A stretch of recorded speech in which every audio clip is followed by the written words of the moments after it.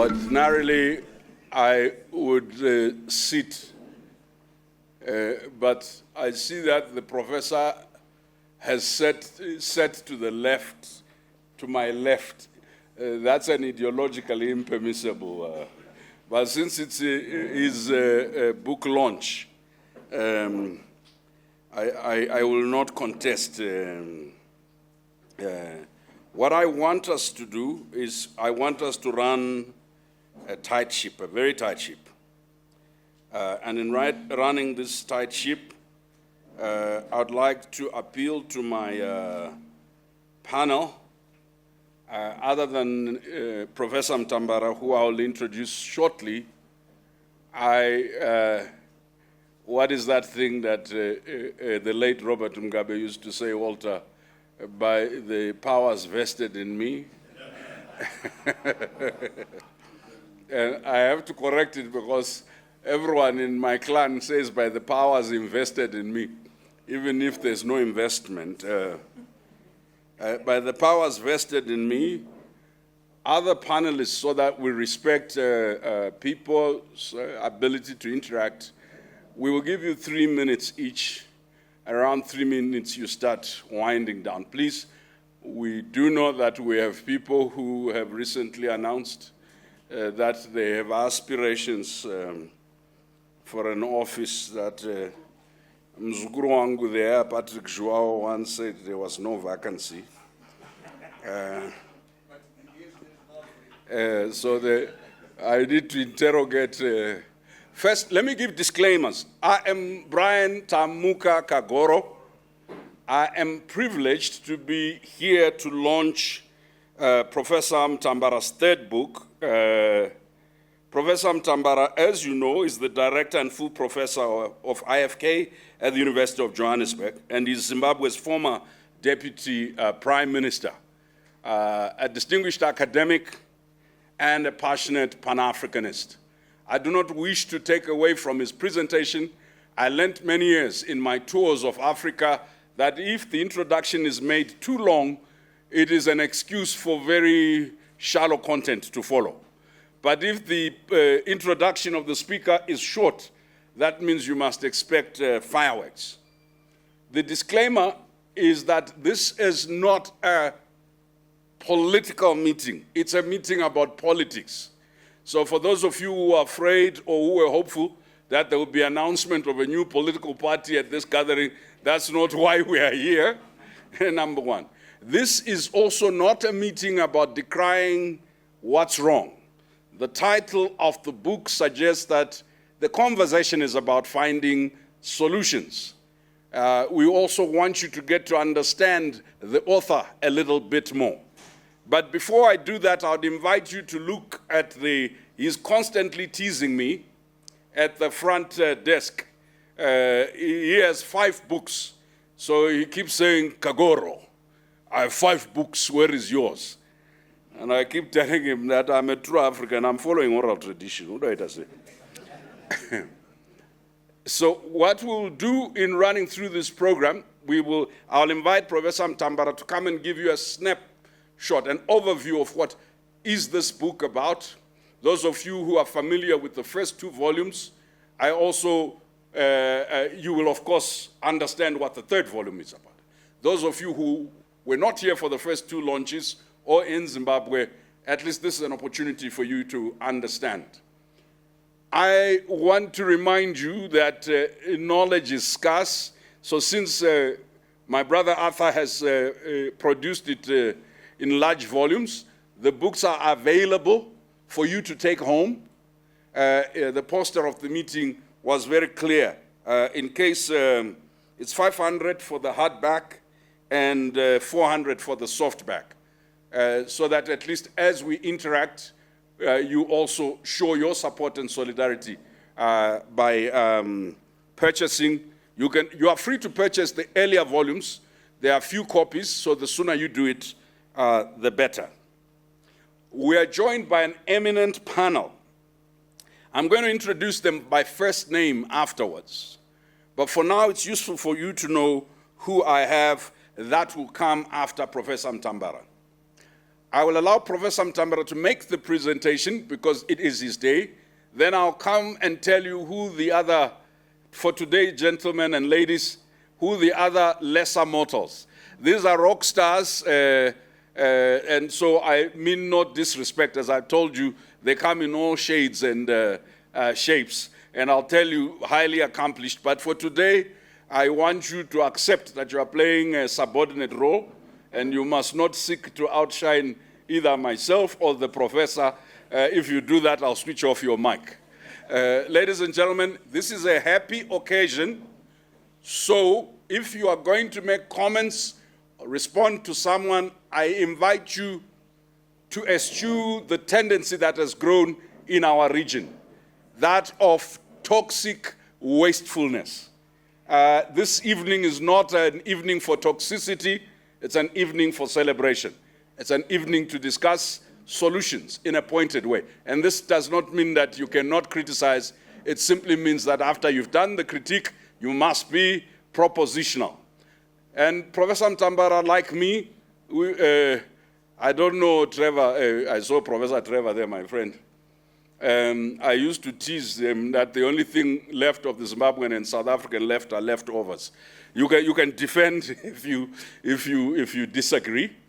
So Professor Mutambara, you'll come, take your time, and then I'll come back and introduce the speakers. Ladies and gentlemen, a pom-pom for...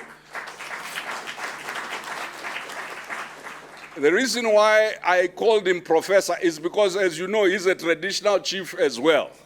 And when you combine academia and traditional chiefdomship, you may have a problem of autocracy. So today we'll keep him at professor so that I can manage him. Otherwise, it's impossible to manage the chief. Thank you very much, Brian. Thank you very much for coming. We are talking about In Search of the Zimbabwean Dream. Now, the problems we seek to address in this book are prevalent across the continent. So, in fact, we are talking about In Search of the African Dream.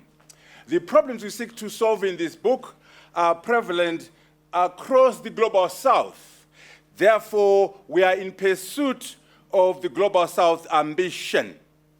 And we are also sick and tired of describing problems. We want to concentrate on solutions. We want to be propositional. And so the subtitle of the book is Ideas and Solutions. Ideas and Solutions. And so that's why we are here today. And the books are volume 1, 2, and 3. And the key issue here is we are saying, why don't we write? Documentation is divine. These books, the 1, 2, 3, are the documentation of my thoughts, ideas, and experiences over the past 40 years, from 1983 to 2023, with selected autobiographical material to give context to the thoughts and ideas. Volume 1, which we launched here, was this one. And then volume 2, again, we launched here, was this one. And today, we are on ideas and solutions. Starting from 2009 to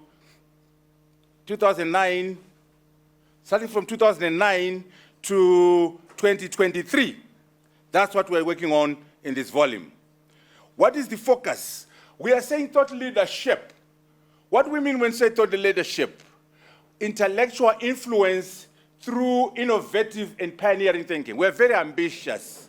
We are saying, why can't we use ideas to improve our material conditions? Why can't we use intellectual influence to bring about change in society? So by definition, thought leadership is the intellectual influence through innovative thinking and pioneering thinking.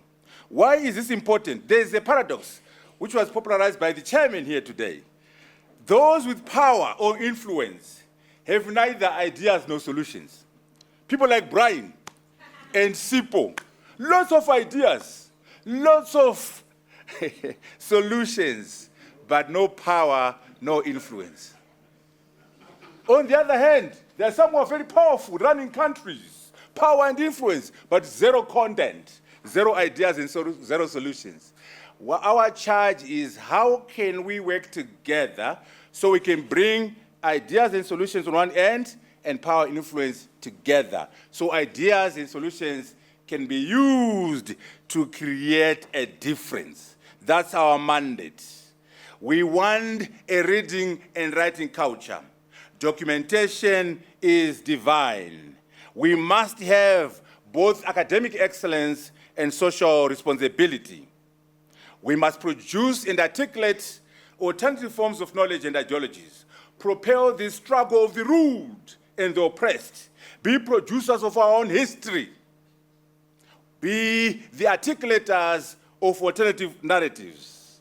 He or she who defines a people controls that people. We must define ourselves. We must write our own history. And why are we worried? Most of our business leaders, Kusen is here, top baller in the business environment. Business leaders are not writing, academic leaders are not writing, and political leaders are not writing. Why can't we encourage our change makers to make a difference? Advocate Mpumesi Muki, Kasukuere, all those years in government, where is your book? Shame on you, Kasukuere and Robert Mugabe. We must write. That's what we're saying, and I'm trying to walk the talk here. And Joao, I can see you there, zero book there. Every successful civilization has had a reading culture and a writing culture. Every successful civilization has had documentation. And as Africans, we also have something to say. When I say, I am because we are because I am because you are because I am. That is wisdom. That is a philosophical disposition of the African. How are we utilizing Ubuntu in the academy? How are you utilizing Ubuntu in business, in politics? Are we writing and teaching the Japanese? There's nothing in Japan like Ubuntu, not in America, not in Europe. So as Africans, let us also push our thoughts and teach the world. We, as Africans, believe in collective humanity. We believe in shared dignity. We believe in collective success. We are saying it's more important for us, for the community to do well, than for the individual to be a superstar. It's more important for us, for our countries to do well, as opposed to the individual doing well. So emphasis is on the collective, shared dignity, collective humanity. Why don't we teach the world about these philosophies and also use them in our own environments? The book is being launched within the context of serious problems in Zimbabwe. Low productivity, low production, currency crisis, many, many problems. And recently, there have been some even more devastating issues. You have read about the gold mafia. You have read about Zinoid Moti, the businessman from South Africa who paid our vice president, our president money, and also a judge to sanitize the coup. You have read about Bona's 21 farms. My book helps you to understand these problems, explain to you why they do okay, and why and how you can solve them. The resigned looting skill, the SI, which was meant for looting, and the overpriced helicopters, overpriced and illegally procured. These challenges are occurring in Zimbabwe. In my book, I seek to give you a context. I seek to help you understand why they do okay and what you can do to solve them. And for example, when you look at Bona's 21 farms. Now, if Bona has 21 farms, how about the two sons? How many do they have? Okay, let's just be very conservative and say President Mugabe had 40 farms, very conservatively. Now, if President Mugabe had 40 farms, how about his deputies? How about his ministers? How about his generals? How about his judges? Are you telling me that President Mugabe had 40 farms and the vice had 1, the minister 1, the judge 1? Are you that naive? In a corrupt system, if the top guy, top woman has 40, those second in command who have 15, those who are ministers who have 5, the judges who have 4. We must interrogate and find the meaning of this. And I'll come back to those farms later on in our discussion. I seek to get solutions to the problems of Zimbabwe. For example, around the currency, we need reserves to back the currency. We need fiscal consolidation. We need productivity and production. We need to ring-fence savings. You know, it's very saddening to find a headmaster who was working for 50 years who can't afford a meal now, because their savings were wiped out by inflation. What can we do to protect the savings? He's 90, she's 90. She can't go and work and hustle like you can.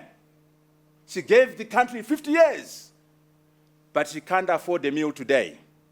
What can we do to ring-fence savings and deposits to minimize the distortion of value? What can we do to build confidence and trust in the banking sector? That's what we are seeking to do in this book. Of course, in Zimbabwe, we have a nagging political crisis coming from the coup d'etat. A coup d'etat is never a proper foundation to develop a democracy. And also, the election in 2018 was problematic. So there's a legitimacy challenge in the country. And right now, we're going towards elections. The voters' roll is in shambles. The voters' roll is not accessible to the opposition. The opposition leaders, Scala and Garuvume, are in prison. There are no political reforms. And of course, on the 31st of May, the Patriotic Bill was passed in Parliament, which means it will be very difficult for people to express their views when it becomes an act after going through Senate and being signed by the President. How can we have a free and fair election in Zimbabwe within the context of these problems? We seek to get solutions to these issues. What needs to be done? Chairman Kagoro, Zimbabweans must have a shared economic vision where we want to be as a country. We must be very clear on the drivers of good governance. We must be very clear on how we can bring about legitimacy. We must be very clear on how to build macroeconomic stability. We must work towards economic transformation. We must embrace the fourth industrial revolution. Solutions, solutions, solutions. That's what we seek to do in this book. We want a peaceful, democratic, and prosperous nation in Zimbabwe. There's no second republic in Zimbabwe. There's no new dispensation in Zimbabwe. A new dispensation is earned, not declared. To get to the second republic, to get to a new dispensation, we've got to work together, have a national vision, have a national strategy. So we are in the first republic in Zimbabwe. Mugabe was a system. In 2017, the system was not broken. Mnangagwa is a continuation of the bankruptcy of Robert Mugabe. There's no change in Zimbabwe. There's no second republic. There's no new dispensation in Zimbabwe. We must have a shared national vision. Where do you want Zimbabwe to be in the year 2050? Paint a picture. Once you have done that, then you come up with the strategy, the game plan, to take ourselves from where we are in the valley to the house on the top of the hill. That's what we call strategy. And after that, execution, execution, execution. An implementation matrix. Who's going to do what? When are they doing it? Where are the resources going to come from? How are you going to measure success? What are the milestones? We want a framework like this in Zimbabwe, a shared national vision across the political divide, and then a strategy, a game plan to take us to the promised land. In addition to that, we must have a national brand. Minister Muzembe is here. He and I worked on this idea of building a hexagon, where our country is competitive in those 5 areas. We must, as Zimbabweans, be very clear on the definition of a competitive Zimbabwe, in particular around investment. We must develop Zimbabwe's reputation in order to improve the country's global competitiveness, establishing a competitive identity. These are the solutions we seek in Zimbabwe. We are sick and tired of just describing the problems, condemning people. We must be propositional. We must be proactive and come up with solutions in our country. That's why we are emphasizing ideas and solutions. It's not enough to criticize. It's not enough to describe problems. Let us develop solutions. The book is written in a modular fashion. I know it's very intimidating, but you can just go to any section and read and understand. It's written in emoji. Just go to the table of contents, look at what you want to look at, and read. The beginning is a rocky start to the GNU, and then grappling with the national agenda, the constitution, political reforms, and the economy. We failed on political reforms. We succeeded on the constitution, we succeeded on the economy. But on political reforms, guilt is charged. There are also elements there on Mugabe. I was very lucky to spend a lot of time with Mugabe. I didn't sell out Kagoro, I didn't sell out. We're just close. Why were we close? 4 things. Robert Mugabe was an Anglophile. I went to Oxford. So he liked me because I went to Oxford, because I was an Anglophile. Secondly, Mugabe was fond of education. I have a PhD from Oxford. So Mugabe was overly impressed. And so we got along. Third, I'm a history buff. I love history. So I used to ask him, come, President, tell me about Joshua Ngomo. Tell me about Chitepo. Tell me about Tongogara. Tell me about Ndabaning Sitole. And Mugabe used to sing. And that was the basis of our chemistry. And number 4, I was very principled. If it's a no, it's a no, and I don't change when I get outside the meeting. If it's a yes, I don't change when I get outside the meeting. Some of your friends, Kagoro, would discuss with Mugabe, agree, and then go and change. He hated that. This soldier never changed. And so we got along with Mugabe because he knew with Mutambara, you know where you stand. With Kagoro's friends, you don't know where you stand. So that was the basis of our friendship. And I managed to get a lot of interesting material. His views on Gukura Hundi, which are not shared publicly right now. His views on Chitepo. His views on the land reform program. His views on Ndabaning Sitole. You'll be surprised. His views on Tegere. You'll be buy my book so you can get all those insights.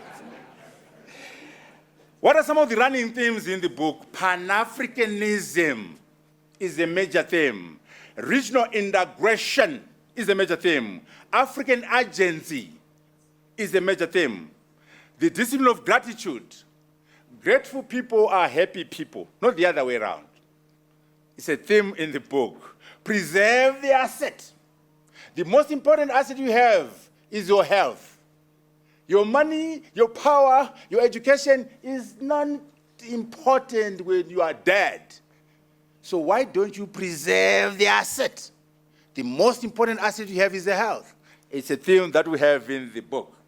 Technology is your friend. Artificial intelligence, artificial general intelligence, generative AI, ChatGPT. Don't fight technology, you won't win. Once technology has been discovered, you can't uninvent it. Use it to solve your problems. Use it to improve the quality of your life. You cannot ban technology. Once the genie is out of the bottle, there's nothing you can do about it. One major theme is technology is your friend. That's a theme in the book. Just to dramatize the issue of regional integration, Kagoro. These are not economies, Kagoro. These are Mickey Mouse economies. Zimbabwe, $25 billion, 50 million. Who wants to trade with a country this small? South Africa, again, chicken change, this is small. Botswana, that's not a country, that's a village. Nigeria, nothing. We must talk about SADC. Those are numbers now. COMESA, East African Community, those are economies. China, that's an economy. 1.4 billion Chinese, GDP, $19 trillion, that's an economy. India, 1.41 billion people, GDP, $3.3 trillion, those are economies. The US, 334 million people, GDP, $2.5 trillion. These are the countries or the economies that matter under globalization. Now, Africa, when we work together, what do we get, Brian, when we work together? When we work together as Africa, we're talking about 1.35 billion people, GDP, $2.5 trillion. This is the Africa that should negotiate with China. This one. Can you imagine if I was to walk up and say, here come, I'm the African. I speak on behalf of 1.35 billion people, and I have a GDP of $2.5 billion. The Chinese will listen to me, not out of love, out of economics. I'll extract a better deal for Africa when I'm representing these numbers. Not your Mickey Mouse Zimbabwean economy, not your Mickey Mouse South African economy, not your Mickey Mouse Botswana. So stop it. Don't negotiate with China as Botswana, as Nigeria, as Senegal. Negotiate as Africa. That's what we're talking about, not these little Mickey Mouse economies. Look at that. That's what we call global GDP. Do you see your country there? I don't see Botswana. I don't see Zimbabwe. I don't see South Africa. I see China. I see United States. I see Germany. I see Spain. And right at the corner there, when Africa is together, we are something. But no matter how much you try to look, you can't see Zimbabwe there. So how can a country which is non-existent strike a deal with China? You don't exist and you want to negotiate. This is what we call global GDP, $100 trillion GDP. And so we are dramatizing the importance of working together. Also, we can work in clusters. We're talking about solutions. Can you imagine if Botswana, South Africa, the DRC, Zimbabwe, and Angola were to work together in a diamond cluster? When we do that, we'll dominate the world around diamonds. We'll name the price for diamonds. If South Africa and Zimbabwe were to work together on platinum, we'll control world platinum because we have 90% of world platinum. And then we can do beneficiation. Oil cluster, the cluster strategy for minerals, so we can do beneficiations. Some revelations from the book. Arbitrage. Arbitrage is where you have the official rate and the paro rate. When you have that in a country, you criminalize everyone. For example, let's say the paro rate is 400. The official rate is 20. And you are a pastor, you are a reverend, you are a child of God. If you get $500, how are you going to change your money? You're going to go to the official rate at 20? Mutumwa, is that what you're going to do? No, you're going to go to the paro. So everybody is now a criminal, including the pastor and the reverend and the bishops. Now the danger with that agoro is that if everyone is a criminal, so no one is a criminal. I can go and steal your bicycle because we're all criminals. I can go and steal the gold. We're all criminals. Criminalizing everyone in a society is a terrible thing to do because the proper criminals will say they'll get a pass. We're all criminals. We are all trading on the parallel market, so I can go and steal a car, and I'm okay. I can steal the gold of a country. Arbitrage criminalizes everybody in a country. Arbitrage is a major looting tool. That's why they don't change it, because they're making money out of it, these guys, these women in this government in Zimbabwe. Which brings back to the farms. Now, under Gono, I want to dramatize something to you. Under Gono, the gap was so huge. Right now, it's getting there now, currently in Zimbabwe. You could have the official rate at 20 and the paro at 400. If you take $10,000 of your own and go to the paro market and buy bond notes or Zim dollars, and take that money and go to Gono and buy US dollars at 20, and take those US dollars and go back to the paro market and buy bond notes and Zim dollars and go 3 times, Sipo, you can convert 10,000 US dollars into 2 million US dollars. Do you hear me? Joao, 10,000 US dollars can be converted into 2 million US dollars by 3 transactions with no production. That was what was called burning. And so the big ballers in Zimbabwe, who were, of course, having access to Gono, were able to convert 10,000 US dollars into 2 million US dollars with no production. Now, if you create 2 million US dollars, what is the best way of using your money for preserve your money? You buy a farm. You buy a farm. How do you buy a farm? Here's the story from the book. All the important people in Zimbabwe have title deeds. Mnangagwa, Chiwenga, the judges, the generals. If you have a national, you're a small person, you are unimportant, please. You are a small war vet, a small army officer, a small businessman if you're holding on to 99 lists. Anyone important in the country is hold on to title in Zimbabwe. Those Bona farms, 21 of them, Bona has title. How do they get the money to pay for? By converting 10,000 US dollars into 2 million US dollars. So right now, they've not even countered the argument. I've been watching the press in Zimbabwe since we announced this. Quiet. Even George Charamba, quiet. Mangwana, quiet. Munangagwa, quiet. Chiwenga, quiet. Guilty as charged. Now, what is going on? President Mugabe was very clear to me. Mutambara. This land reform program will be challenged by future generations. They'll be sitting in 50 years' time, in 100 years' time, and say, those guys, those women, in the year 2000, parceled the land to themselves. We're not there. Why should we keep this program? I wasn't there in the year 2000. How can they parcel the land to themselves? Let's reverse it. Now, how do you reverse it? How do you protect you from a reversal? You get title. Anyway, read the book and you get an understanding of the importance of title and how title was used. And we can talk about some of these views there. I'm coming to the end, Brian, and I'm dramatizing a few things. When we say documentation, it's not just the written word, it's the pictures, they tell a story. It's the videos, other artifacts. Let us document our stories as Africans through writing, through pictures, through videos, through other artifacts. That's how we can protect our legacies. That's how we can write our history. Okay? This book is 968 pages, 8 sections of pictures. So without pictures, it's 720. The pages with pictures are not numbered. So if you want pages with written stuff, 720. The entire book, 968. Because we want to make sure we document history. And entertain you also.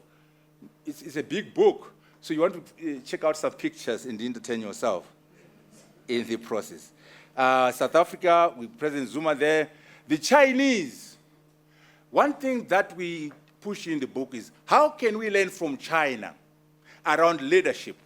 How can we learn from China around technology? How can we learn from China around numbers? And also, how can we force the Chinese to do business on our terms? Beneficiation on the continent with us, not taking raw materials from Africa to, that's a major issue. And we tried to talk to them, but when we left office, the program was changed. Okay? Allow your spouse to have a say. That's Jackie there, having her say. Now, when I was in Harare, Sekai Holland said, I expect Arthur Mutambara, he married his equal. Now, Sekai Holland, Minister Sekai, I want to correct you in public. You are wrong. Jackie is a CEO. She sits on 3 boards. On one of those boards, her colleagues are Dangote and former Prime Minister David Cameron. So I didn't marry my equal. I married my superior. So allow your superior to speak. Allow your superior to be. Whether you're a woman or a man, please respect your spouse. They could actually be your superior. Don't drown them. So that's what we're doing there. And then also building alliances with the Americans, the inclusive government, Mashakada, Chombo, Mangoma, we proved that Team Zimbabwe is possible. We can work together as a team of rivals. It can be done. With the old men there, I explained where we got along. That's Kundai. Those guys are big now. Kundai, because I can just stand up. We're going to show pictures of you. These guys are big now. These are old pictures. That's Kundai and Kutsai. So they are there, and our friend there, this is when the constitution was signed. That's them when they're small. Now they're big. Spepa Ngomo, Prime Minister Changirai. Again, we're saying, please, the story is not complete without pictures. The story needs pictures. Mapfumo, Mutukudzi, they're in the book. Ghana, soccer, the World Economic Forum. It's important that we put all these things in writing and document our experiences. General Mujuru, very interesting stories there from the general. I used to sit next to him, at Hero Zeka, and Mugabe would be right there. And the general would say, "Ndinda kakarongera kamfana." Karukutonga ndinda kakarongera. He tells me a story.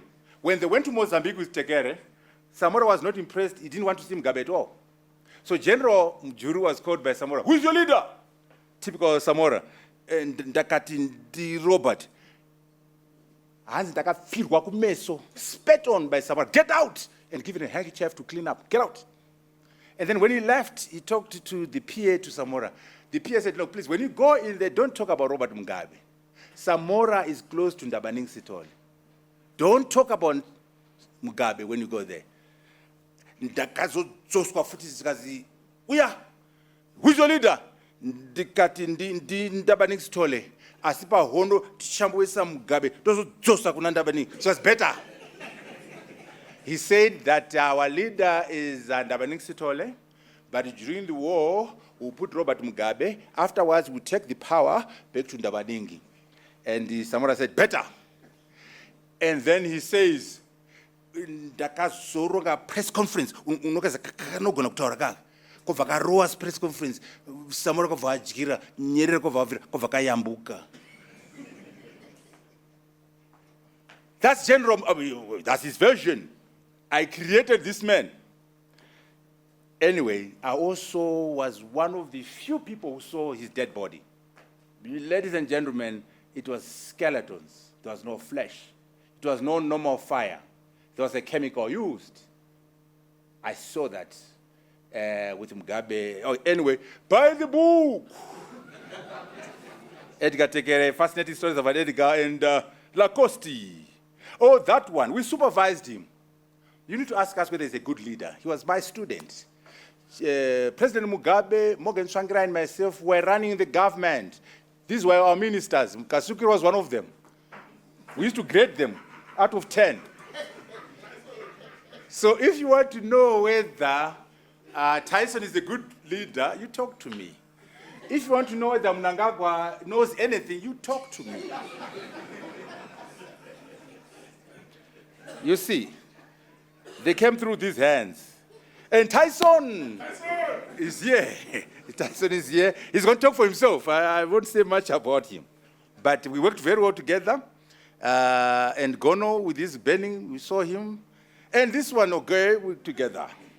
Together, Brian, together. The coup was in the making, Brian. We just didn't know it. And, but we could smell the coup. The coup plotters were friendly. But we had, and President Chamisa there, we had a good team in the government, Maduku and all that. Aha, the coup. Now, President Chamisa, Morgan Tsvangirai, and myself attended that coup presidency, SIPO. We sold out SIPO. You were right, we were wrong. We went there. And you can see Chamisa say, "Congratulations." I'm saying, yeah. That was the presidency of the coup. SIPO will explain to you why we were wrong, and we won't say much. But we attended, this is the presidential inauguration of the coup president. Were you there? I think you came. Anyway, we don't run away from what we did. Where we are wrong, we explain. Others will be hiding. No, we don't hide. We show the picture. Okay? And that is the lunch after the inauguration, Oxford and all that. Listen. We need pictures. They speak volumes. That's Kruma, that's Sisidangarembwa. The old man is dead. Again, we go down there to pay our respects. Just a few videos to show you a bit of the element. The Constitutional Select Committee led the process, holding public hearings and consultations over the making of a new constitution for Zimbabwe. 2 all-stakeholders conferences were held, and the draft was produced amid power struggles among the political players. The intervention of principles to the global political agreement gave way to the referendum. We don't write a constitution for today. We write a constitution for posterity, for future generations. As a country, we have invested so much in this process, in both financial and material terms, if indeed in time terms. We are the ones who agreed that no, we shall not have Kariba. We must now have a people-driven constitution. This set the stage for approval by the electorate, parliament, and now it has been signed into law. I think we can all say today is a great day for our country. For the first time in the history of this country, we have a constitution that we've authored on our own without the facilitation of foreigners. This is a dramatic improvement from Lancaster House. I think that is what we should celebrate today, that Zimbabweans have come together. Then a bit of tourism, Muzambique, a bit of tourism there, Sanganai. Umbo, fellow Zimbabweans and members of the tourism ecosystem, I'm just happy to be here to launch this fair. And I want to start by explaining why I call this an ecosystem. What we want to do in this country is to have an approach that says, let us approach tourism as an ecosystem. So, Brian, after volume 3, am I retired? Am I done with writing? What do you think? Certainly not. We got 2 more projects. One is in engineering. You've heard me talk about artificial intelligence, artificial general intelligence. The Bible is coming on that subject. On design and analysis of that, and it's 1,000 pages. The volumes get bigger. It's an engineering book. The day you stop writing is the day you die, Brian. Keep writing, Brian. And then the last project is this one. The AG Mutambara story from 1640 AD. What I did was to do research 10 generations above my father. And so this will be a story with no ideas, no solutions. I don't seek to save the world. I'm just telling stories. And starting from that generation, just a plain story, no fancy ideas, no motivation to change the world. And these are my ancestors from Mbire, from Gutu, 10 of them, right down to my great-grandfather, Papiro, Mutambara number 1. Then my grandfather, Marije Tumani. Then my father, Philmon. Then yours truly is number 12 in that lineage. And then that's the man, my great-grandfather. Now, Brian, you are having a problem with one wife. This guy had 12. you got to pick up lessons from my great-grandfather. He was taking care of 12 and 43 children. Now, I wish I could reverse history and general. Anyway, so this will be a book about the past. So for the first 4 chapters, I won't be in the book. I'll only start appearing after chapter 5. That's my mother. They get married. All of a sudden, we are stuck in the village. I spent 11 years, Mutambara, Chimani, without going to Mutari. For 11 years, I went to Mutari 2 times. Do you hear that? Chimani is very close to Mutari. But I only left Mutambara to go to Mutari 2 times in 11 years. I was experiencing hard times. You can see that I'm not very happy there. I'm hungry. They were not feeding me. Anyway, then we get 4 out of 4 PhDs out of that, then 2 out of 4 professors. What happened? That's the story for the future. For now, we stick to volume 3. For now, we stick for solutions on Zimbabwe. Kagoro, we must write. We must document. I thank you so very much for this opportunity.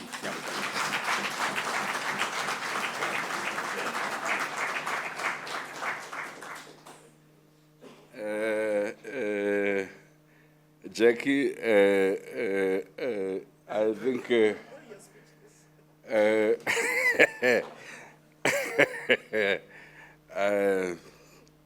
anyway.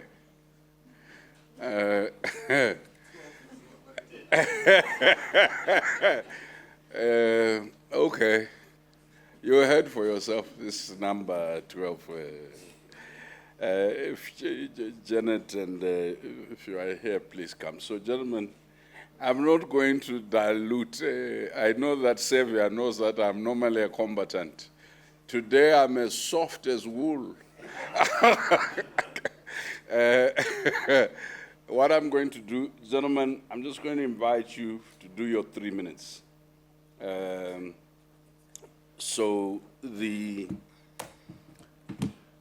then afterwards, I want you to be quick so that people can have questions for Professor Mutambara and for yourselves as we launch the book. So we're going to go in this order, and I will explain the guys there to my right. And I'm not the one who put them to the right, but I think you can take consolation that you are to the left of the room, gentlemen. Huh? I think that's the...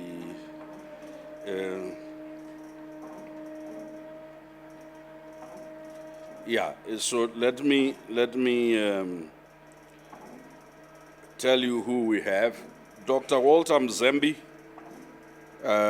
Zimbabwe's former Minister of Foreign Affairs and also former Minister of Tourism. Doc, you will be our first speaker, and you will be followed by my brother Guseni Dlamini. Guseni is a Rhodes Scholar and is chairman of Johannesburg Stock Exchange listed Massmart Holdings. I know many of you actually do shop there. And is the chairman of Aspen Pharmacare Holdings, and also a former CEO of Old Mutual South Africa and emerging markets. So Guseni, you follow my brother Walter. And then, of course, afterwards is Sevia Kasukwere, who's Zimbabwe's former Minister of Local Government, Rural Development and National Housing. He's also Zimbabwe's former Minister of Youth Development, Indigenization and Economic Empowerment. And Sevia has just put his hat on the... I've never seen him wearing a hat indoors, but he normally wears a hat like mine. So maybe that's where the hat is. He's put his hat in the ring to challenge.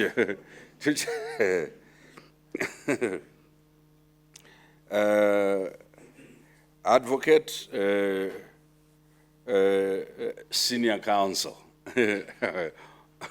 Mfemetse is a Rhodes Scholar, is a senior counsel here in South Africa, is going to follow, and then afterwards, Tambudzai Gonese Manjonjo, who's a lawyer and the Deputy Director of the Southern African Litigation Center. And then, of course, we will have Sydney Malunga. Now that we are doing the first, the second, the third, Sydney Malunga, the second, Siposami Malunga, sorry, who's a lawyer and Director of Programs of Open Society Africa. Ladies and gentlemen, I don't wish to come and show my stomach or my ugly face or my beautiful hat, so my request will be very simple. Do your 3 minutes. If you see me now looking at you in a threatening manner, that means that you've gone overboard. Just your 3 minutes. And then as soon as the speaker finishes, let the next speaker come, then I will introduce the last panel. Thank you so much. Yes.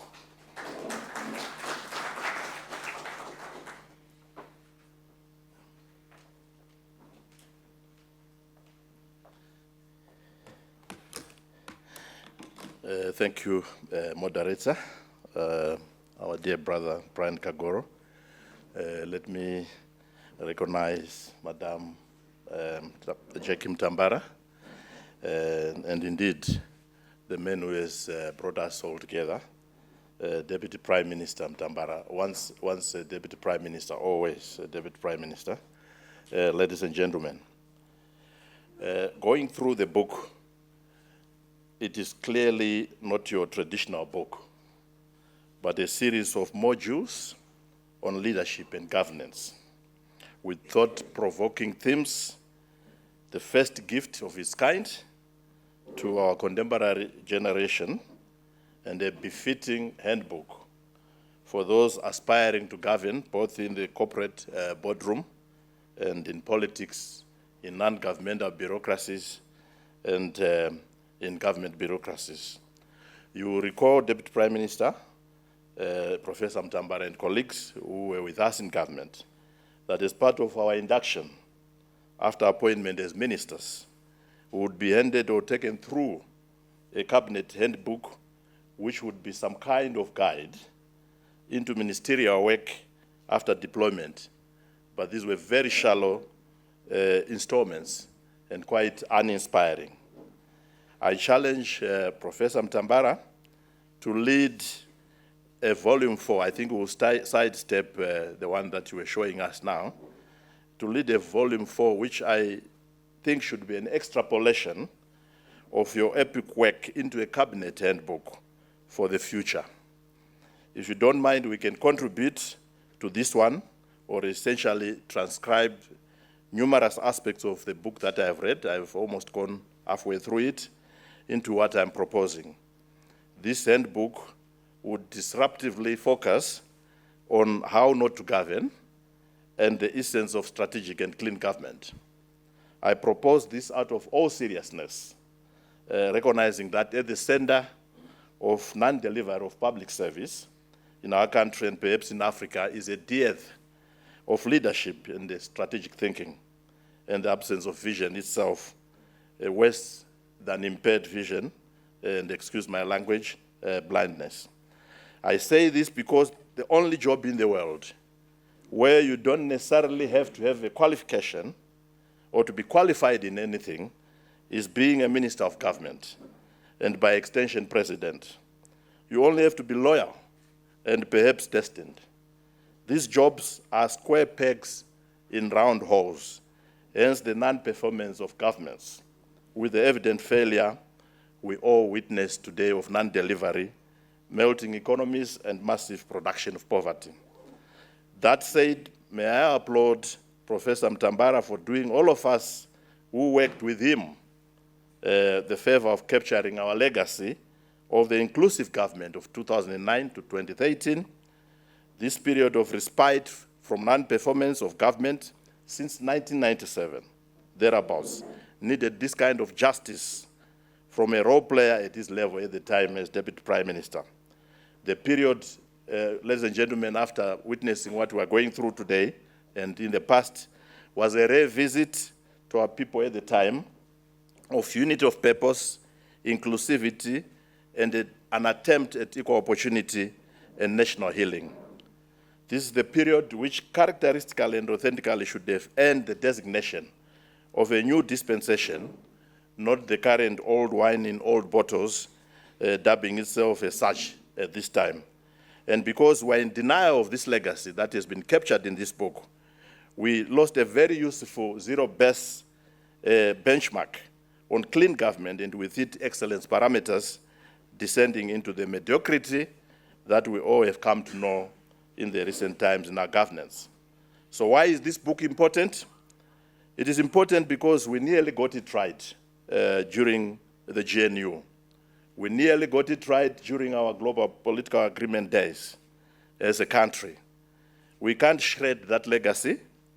It's competently captured in this book, so insofar as I've read it, and it is what perhaps President Mugabe should have written and bequeathed to us without suffering the current distortions that we are all experiencing. It is what I think the first 15 PhD holders in our first cabinet should have written, and what our government at exit in 2017 with 23 PhD holders should have captured, and what eminent liberators failed to capture and is only captured on their behalf through obituaries that are read at the Heroes Eka. That's all there is to their credit every time that we assemble there to bid farewell. I owe President Mugabe a book, let me declare today, because he asked me to write one after the coup. It was going to be a transcription of his memos. He wanted me to capture as far back as he could remember after his imposed retirement. So I was, from September 2018, going to be his special assistant. He actually offered me that job. And my job was just going to sit down and record him, download everything in his head for the remainder of his life. And unfortunately, I could not do it because I asked him to write officially to the current government to ask for me to be deployed a special assistant, and within 48 hours, the response came. I was on the run. So it would have been something else, this book. It came too late, hence the importance of Professor Mutambara's book, because it picks some of those conversational series that he had with the men. So it is covering that gap, I think, that we probably missed. So no man, in closing and concluding, let me hasten to say that no man in living history was as rich as King Solomon, recorded in the Bible to have stored wealth equivalent to 2.3 trillion pounds, 2.3 trillion pounds. And with it, several temples, houses made out of the best and most precious stones, the best wood, cedar wood from Lebanon, and so forth. But we have no evidence of that today in our midst, that there was once upon a time a 2.3 trillion British pounds rich man in the name of Solomon. All he left us are two books, Ecclesiastes and Proverbs, as we see them in the Bible, nuggets of ideas, of wisdom and vision. So chapter by chapter, the book we celebrate today, the book we are commemorating today, is an amalgamation of our heritage and contradictions as a people, and a distilled version of the adversity that we have experienced as a nation, an opportunity at futuristic ideas that present themselves as solutions to a myriad of our problems. And this, we are taken through this walkabout that he presented to us today. So I was privileged to be in his team. We did a couple of projects together, and I can speak almost very intimately to the book as if we were co-authoring it together. I'm still reading the book, I'm enjoying it, and I urge you to grab a copy and be part of this journey. Buy the book. I thank you.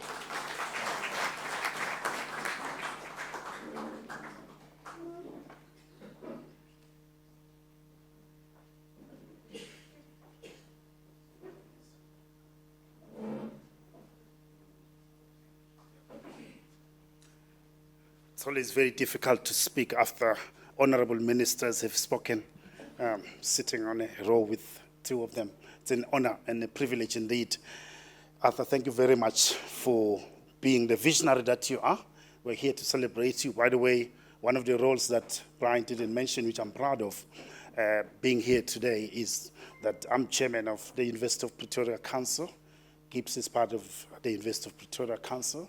I'm also chairman of the advisory board of this great business school, which has been rated by the Financial Times as one of the top in the world and the top in Africa. So it's really an honor for me in my capacity and role as part of the ecosystem of the University of Pretoria and GIBS to be here and to see all the people that are here for us, for all of us to celebrate the intellectual prowess of one of our own, who is not just an intellectual, but also an activist, a practitioner, and a revolutionary. And I had the privilege of being at Oxford around the same time as he was, and being a Rhodes Scholar. We used to have great moments when we were debating and discussing the state of the world and the need for all of us to get stuck in to make a difference in terms of being change drivers, not just mourning and whinging about how unfair the world is to Africa. So what Arthur is doing and has done is something that needs to be propagated across the whole of Africa, and I like the Pan-African strand to it, that you emphasize Arthur, but I'll also argue we need to think about the broader diaspora outside of our continent so that we build those connections, establish those enduring connections, we collaborate, we share ideas, and we inspire each other. The African diaspora and us as Africans are very notorious of not being joined up, of being too isolated, working in silos, and not maximizing the leverage that we can get if we cooperate. I think through the intellectual thought and work of Arthur, we should really take a leaf in terms of how do we take it forward in our own individual capacity, and also as a collective, and also in the respective institutions where we are, in terms of just creating the right ecosystem, and also building the right institutional arrangements to be able to really reset the position that Africans occupy in the global scheme of things. Because I'm sure all of you will agree that if any one of us in this room, especially those that are black, landed Heathrow or JFK, we are very likely to be mistaken for a refugee or a person running away from hunger and poverty. But if somebody who looks Singaporean or looks Chinese comes in there, they are likely to be seen as biotech investors coming in to look at generative AI, robotics, driverless cars, EVs, how did they manage to do that? They changed the paradigm. Singapore was at the same level of development in the 50s as most African countries were. Only thing they did is exactly what Arthur is talking about. Invest in our people, embrace scholarship, embrace intellectualism, be single-minded about pursuing knowledge, even for knowledge's sake, but also deploying knowledge in everything that we do. Make sure that whatever we pursue is evidence-based, is fact-based. People can differ with you on anything else in terms of your opinions, but as we all know, people are entitled to their own opinions, but not everyone is entitled to their own facts. Facts are facts, and I think what we have here is really empirically grounded work that is so inspiring, that is worthy of celebration, worthy of propagation, and worthy of emulation. I've just come back from West Africa. This morning, I was attending the CEO Africa Forum. One of the topics we're talking about is how do we move from 300 to 3,000 in terms of African-owned companies that can generate revenue of $1 billion US dollars and above. Research has been done. In Africa, there are only 345 companies that generate revenue of $1 billion US dollars and above. You go to China, there are over 3,000. You go to the EU, it's 2,875.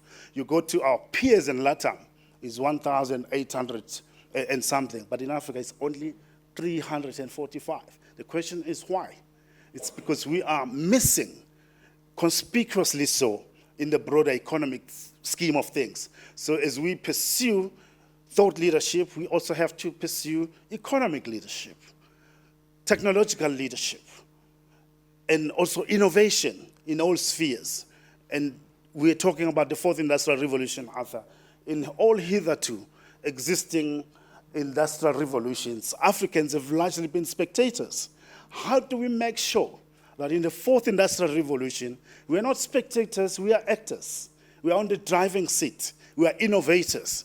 But if we keep sitting and doing nothing and not coming with the right policies, this industrial revolution will just be talk in Africa. Because it's fancy that everybody must say, oh, fourth industrial revolution this, fourth industrial revolution that. But what are we doing to create the right ecosystem for the young generation? It's good to see the young Mutambaras here and see how they've grown as well, comparing to their pictures there. How do we make sure the youth, in fact, next time we have this event, maybe we should make sure we set a target, have 40% youth and 60% adults, because the future is with the young people. Those are the people that are going to take over the legacy and make sure that they reposition and reset our positioning in the global scheme of things, and they also make sure that the brand equity of Africa is improved and enhanced. So it's really great to be here and to see the whole family here. It's really exciting indeed. And to see all of you on behalf of the GIBS and the University of Pretoria, I'm inspired to see the hall full as it is. And let's hope that there is a new volume every year, Arthur, so that this becomes a highlight in the annual calendar. We can all gather here to see each other. Umpumetse and I were joking that if we are not inspired by the third volume, we wonder what will inspire us. But I always come out very inspired here, very energized and very refreshed. And thanks to you, and keep up the great work. You are an icon, you are a revolutionary. You don't just talk the talk, but you also walk the talk. We still expect more in terms of your pioneering and revolutionary leadership and contribution to society, and dare I say the world at large. Many thanks indeed.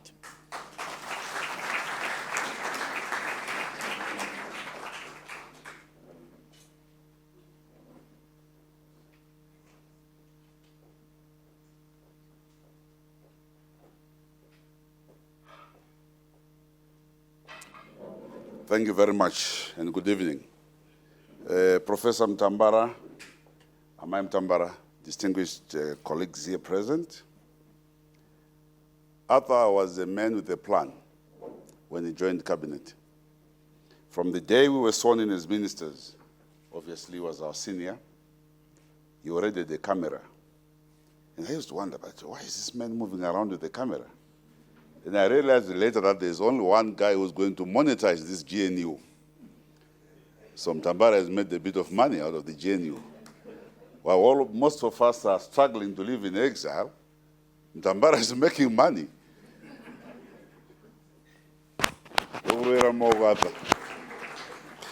But on a serious note, I want to say Professor Mutambara is a visionary.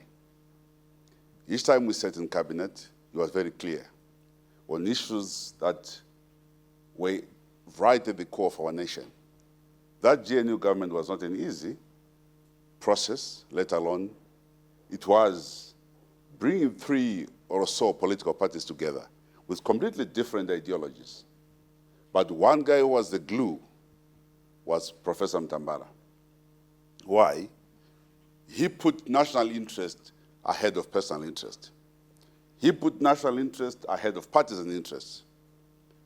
Those of us who were coming from ZANU-PF, those who were coming from the MDCT, we needed only Arthur to then say, but having listened to both sides, in his way, having listened to both sides, from President Mugabe and Morgan Tsvangirai, I, Arthur Hussein Mutambara, thinks this is the best way for us to move.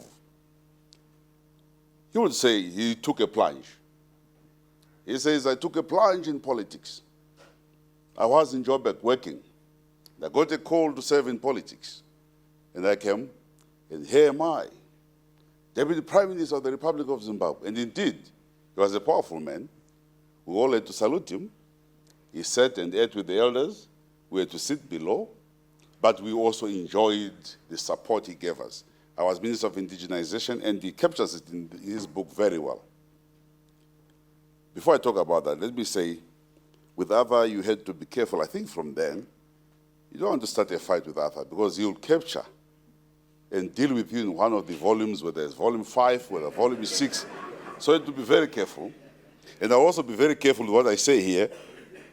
But I am very excited because going through that book, he really captured all the essential details, all the essential things that we did and discussed in our cabinet. But his commitment to the empowerment of Zimbabweans was unrivaled, 100% behind the empowerment of Zimbabweans. He was clear on the land reform. Well, I'll beg to differ a bit, Professor, where you say they all have title deeds. I just lost mine, my farm, they took it. I don't have title.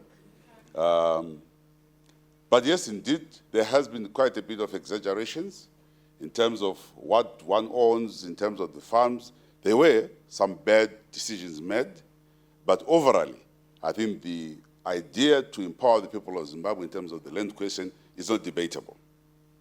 But Professor Mutambara, like I've said, kept the whole team focused on the key issues in our nation. He supported decisions that had to do with education especially. Now they with President Mugabe, they were buddies. When it came to talking about education, they would speak over the heads of some of the colleagues who were not gifted enough to understand the English. So then you would say to yourself, now we have a problem here. The president is now talking to the DPM. Then the lingua changes. It becomes a bit deeper. And the others are now trying to say, but now, why don't you speak in Shona so that at least we all can catch up with what you are saying? But, Professor, your book is important for all of us. You did not leave anybody out. From your interactions with Edgar Tekere, your interactions with Prime Minister Tsvangirai, you captured details about Ndabani Stole. Something that has not been captured, we're actually finding answers to some of the political questions that our country even faces to this day in the book that has been written by Professor Mutambara. But more importantly as well, and which is my last point, is to say his Pan-Africanist views. Professor clearly shows us the way forward, that the struggle ahead for all of us is economic. The history of our country, the liberation, well done. But that is what happened. From today, where do we go as Africans? We have an economy to look after. I want to thank my dear brother as well, who just come, who spoke before me. He says we've got only about $300 billion companies in Africa. And that is a serious issue. Yet we have over 1.4 billion people. America has 334 million people, but they have more billion-dollar companies than us as Africans. Now, Professor will talk about integration. He says, imagine dealing with the PTA, COMESA, 400 or 500 million people. Then we're talking business. Those who break around as big business persons, they actually, if you look at their turnovers, they don't even qualify to be called billionaires. So we need to take this fight, the empowerment of our people, the economy, as the key #1 issue. We cannot address poverty in Africa if we don't read that book and understand some of the things that Professor Mutambara puts across for us. Professor, keep going, keep us focused. We need to work especially hard in terms of our economy. Thank you very much.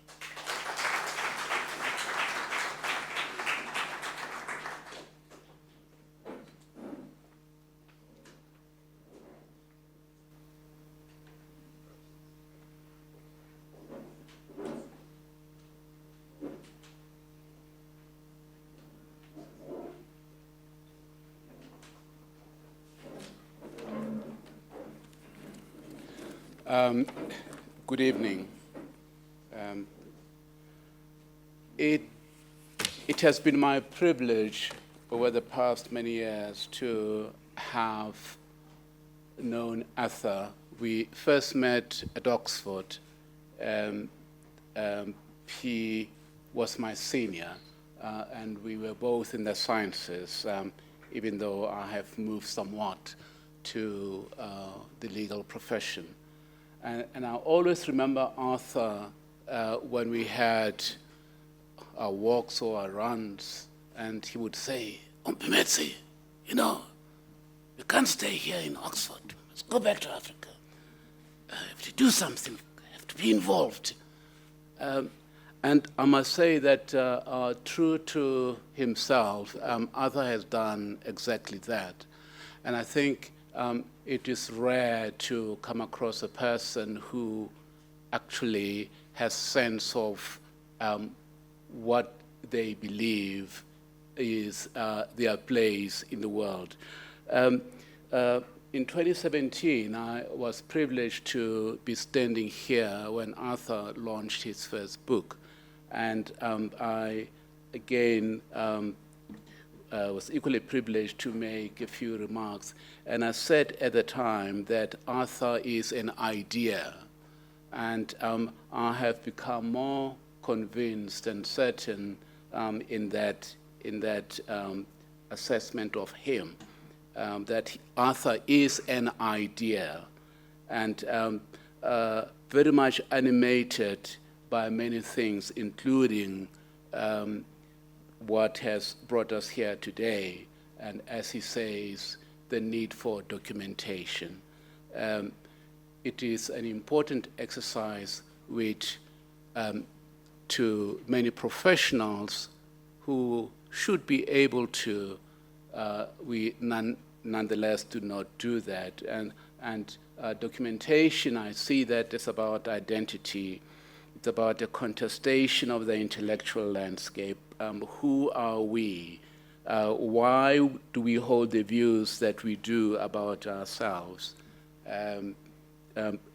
Many of you would have heard recently that Egypt is suing some filmmaker for portraying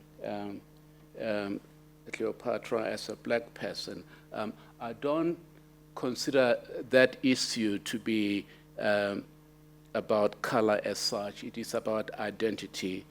What do we as natives say about who we are? And related to that is what has been said about this stone of houses, and I've come to know that that is what Zimbabwe is. the saying that it is impossible for natives to have had a hand in the coming into being of that stone house in Zimbabwe. And the question is, why is that the case? Partly because, or perhaps to a large extent, because the documentation, the contestation of ideas about natives not being capable of having a hand in the construction of that house. So Arthur is that idea that is very urgent in motivating us to document and to be a presence. This is a third volume of a trilogy, but I have a good sense that it is not the end. And Arthur seems to confirm that. He says that he's going to go back to the year 1640. And to the historians, as it happens, I believe that was at the time when Charles I lost his head, and England, for the first time since William the Conqueror, was a republic of sorts. So Arthur, we look forward to what is to come. You remain an inspiration. You remind us of the need for archaeology of memory. You remind us that we should be able to say about are we to be blown hither and thither by and go wherever the four winds get blown, or are we going to be conscious of being present in at a time and place? You have given us a challenge about the need for documentation. That has become urgent, and we are very pleased and are inspired, and we do give an undertaking in this public forum that we will follow your footsteps. Thank you, Arthur.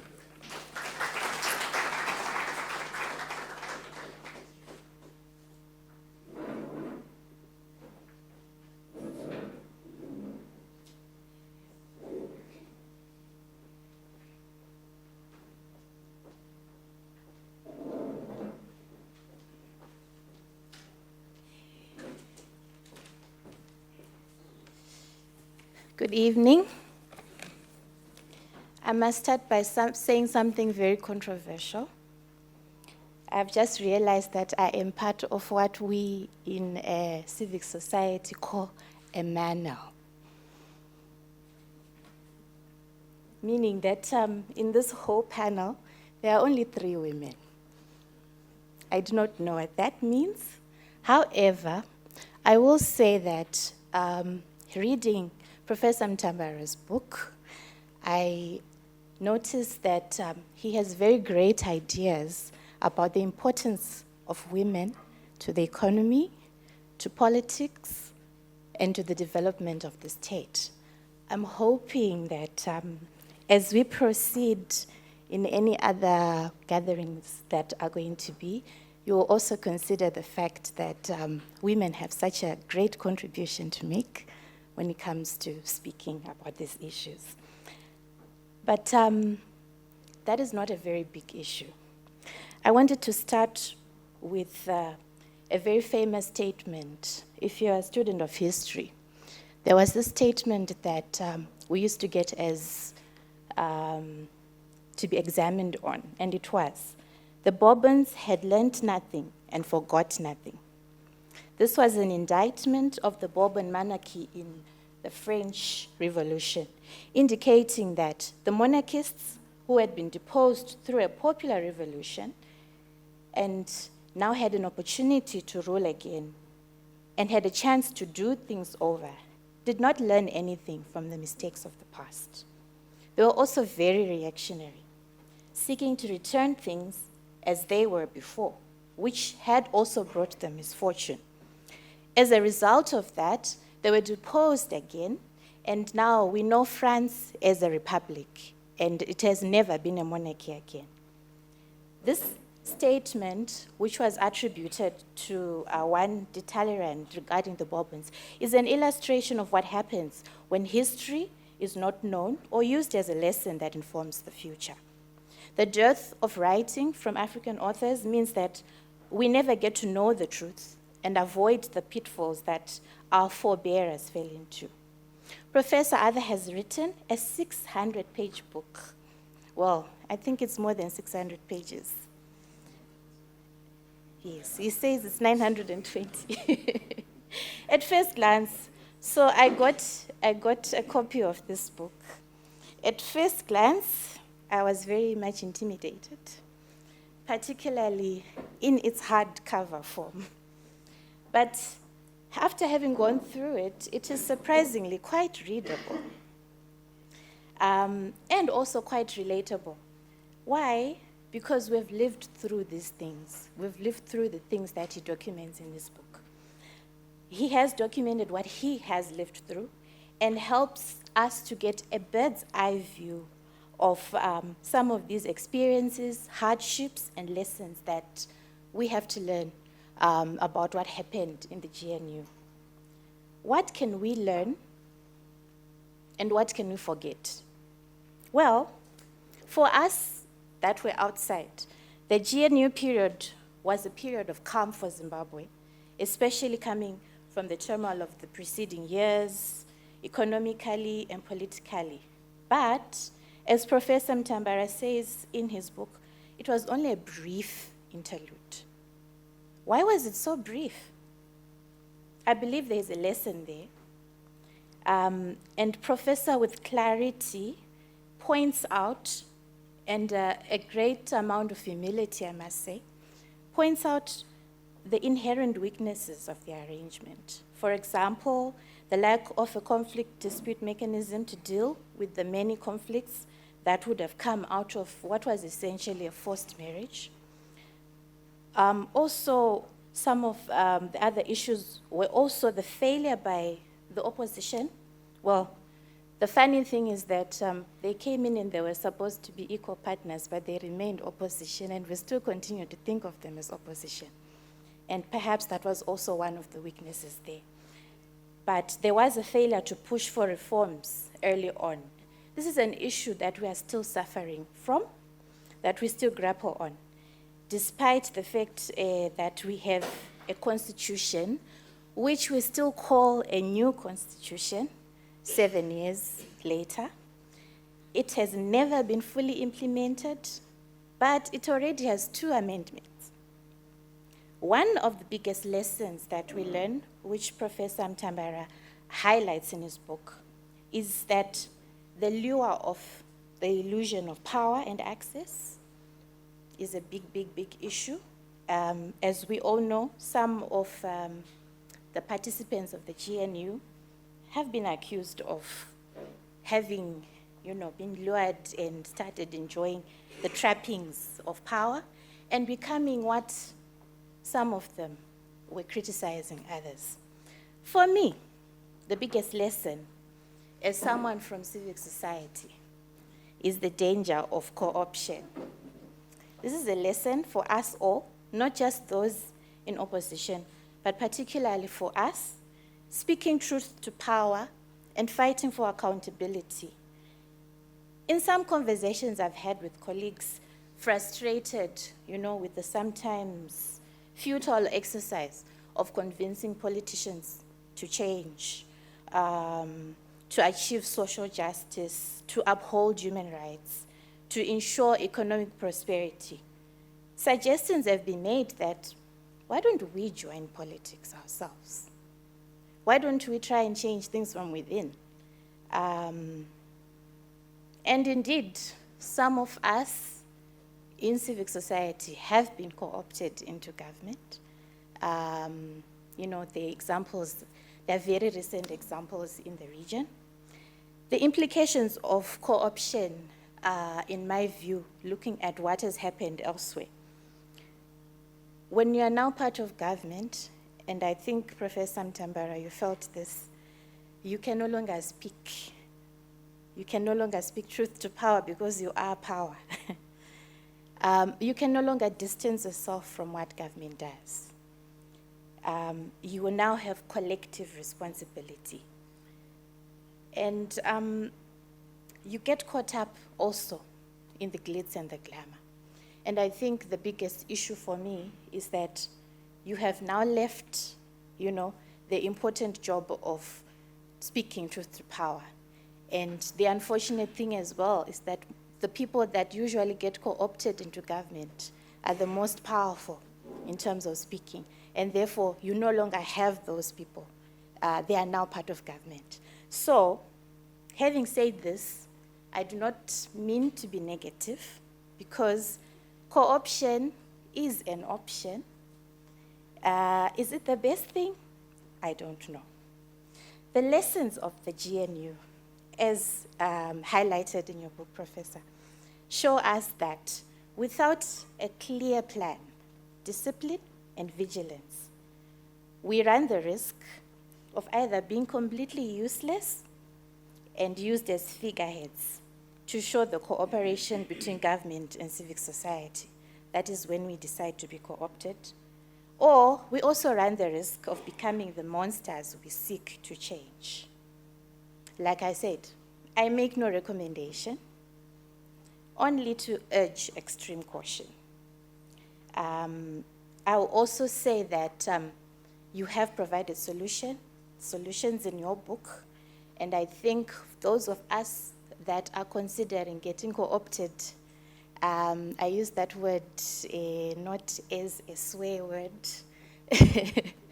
but those of us that are intending to fight from within, perhaps I can rephrase it that way, must read Professor's book, because for me, I haven't actually read the whole of it. That was the one part that really caught me.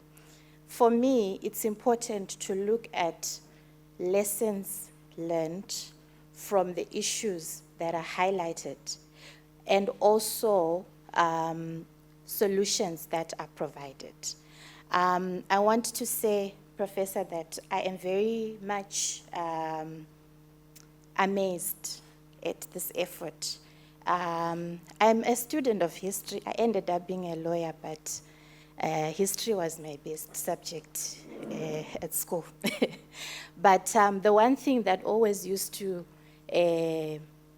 trouble me was that the texts that are used are very remote. They are not written by our people. So we get a view that has been written by outsiders.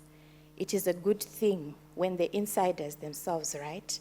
Yes, of course, it's your view, and therefore it has your own bias to it. But it is important that we get to know what your bias is and we are able to analyze. I would say congratulations on the book, and please buy the book. Thank you.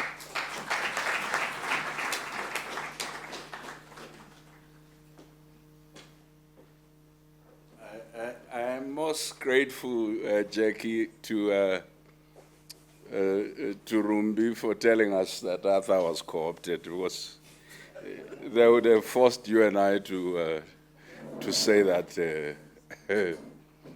And Rumbi, oh, sorry, Tambudza, I don't know even why I was calling you Rumbi.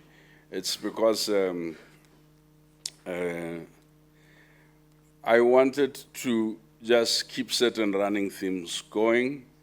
Tatenda is here. Tatenda, we're going to have Sipo, and then Tatenda Mazarura Mike.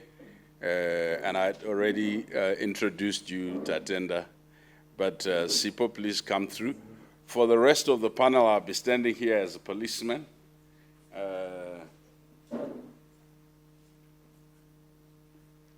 Why did you get up just before I came? Because you are wearing a dress. You see, out of respect for Sis Jackie and Mkoma Arthur, I will keep our problems off for today. Thank you so much. I'm very privileged to be here and to speak. I want to say something that many people don't know. I bought 20 copies of Arthur's first book. Was it the first or the second? I bought 20 copies of it. Can you please tell people that I bought 20 copies? I'm actually hoping I'll get this one free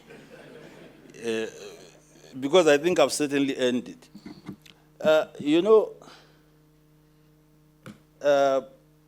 I'm so proud of my brother Arthur.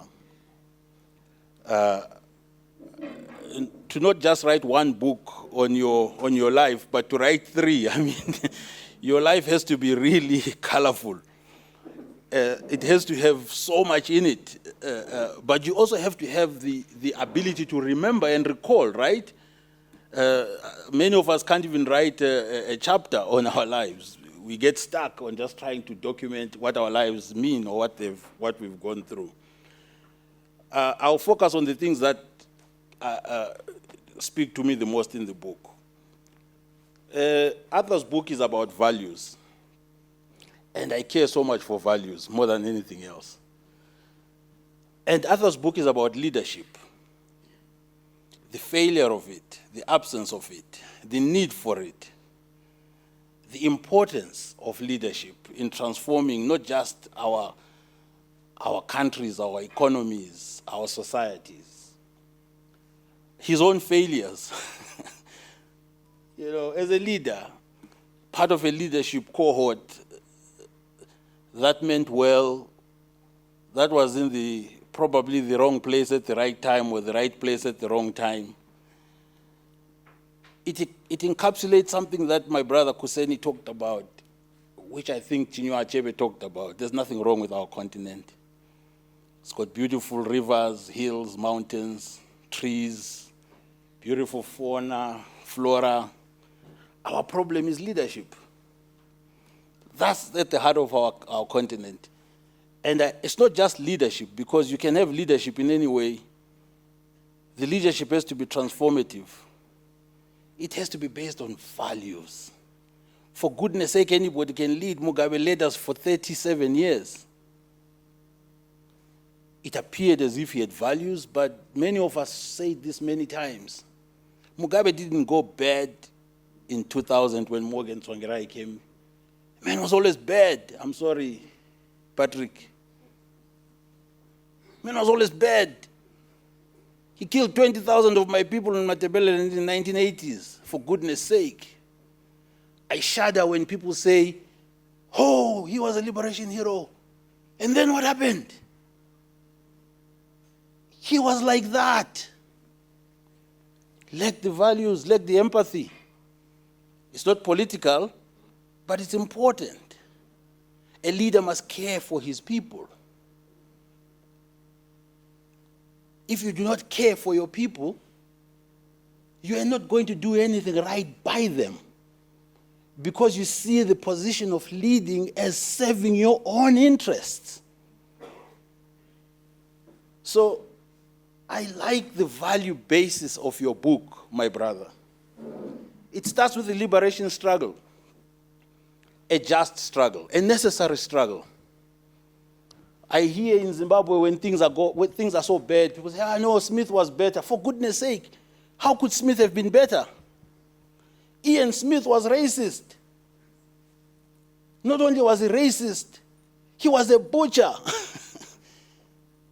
He tortured our people, he killed them. He excluded them from everything. He reserved the best jobs, the best houses, the best everything for a small minority, 3% of our population. Yes, he built roads, but there were bad roads that were going to the townships. Just like Soweto didn't have power now. We say, okay, South Africa now no longer has, you put black people in charge and suddenly, but you forget that South African economy was for white people, I'm sorry to say. Let's not have amnesia, right? Let's not have amnesia about it. So I like the fact that you start your book with the liberation struggle, Arthur. We didn't just find ourselves there. We cannot have, a struggle must always have memory. We cannot forget that we ended up here because we were trying to right historical wrongs. Anti-imperialism as a value, very important, my brother, because it makes the book speak not just to Zimbabweans, but to everybody.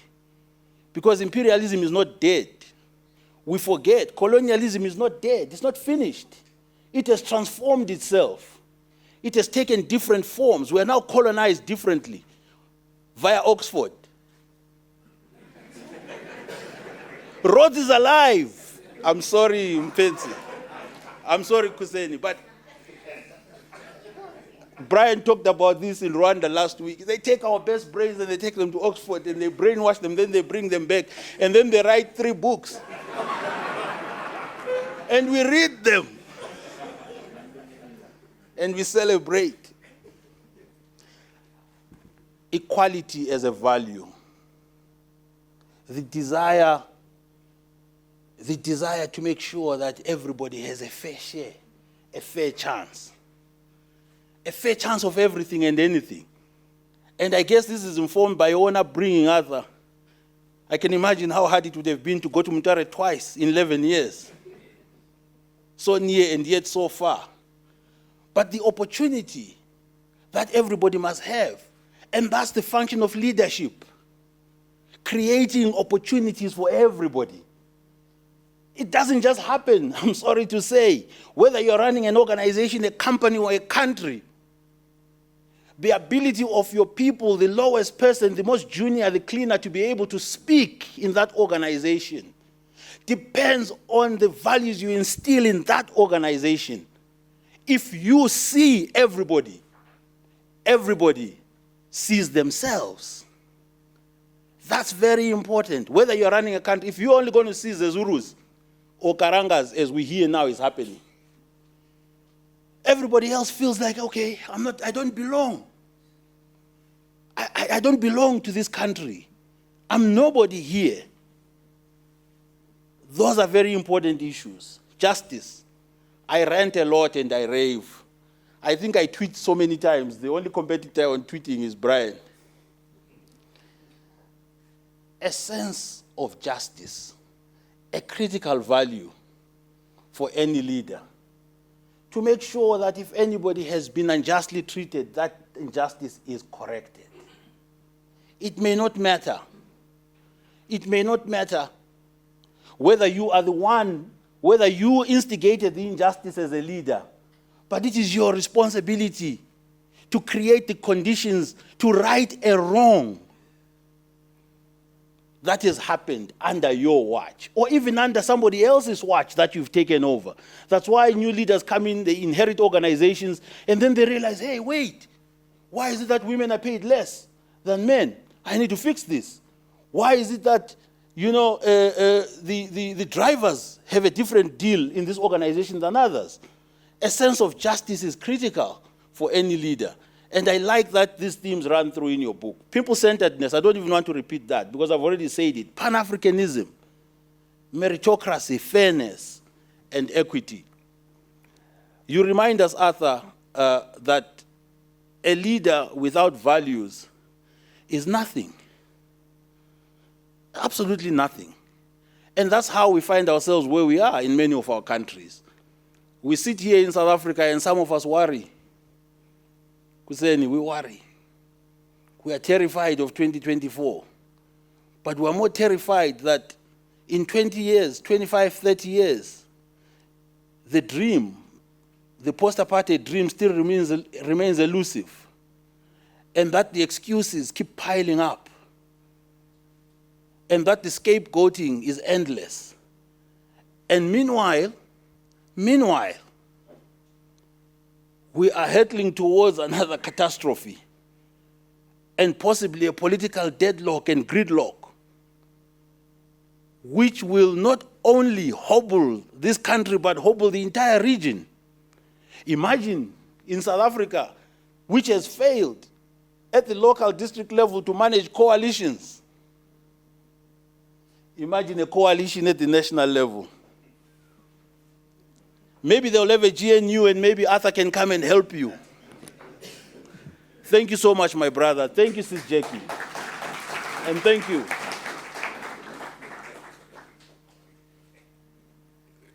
You now know why I stood up when you was coming, right?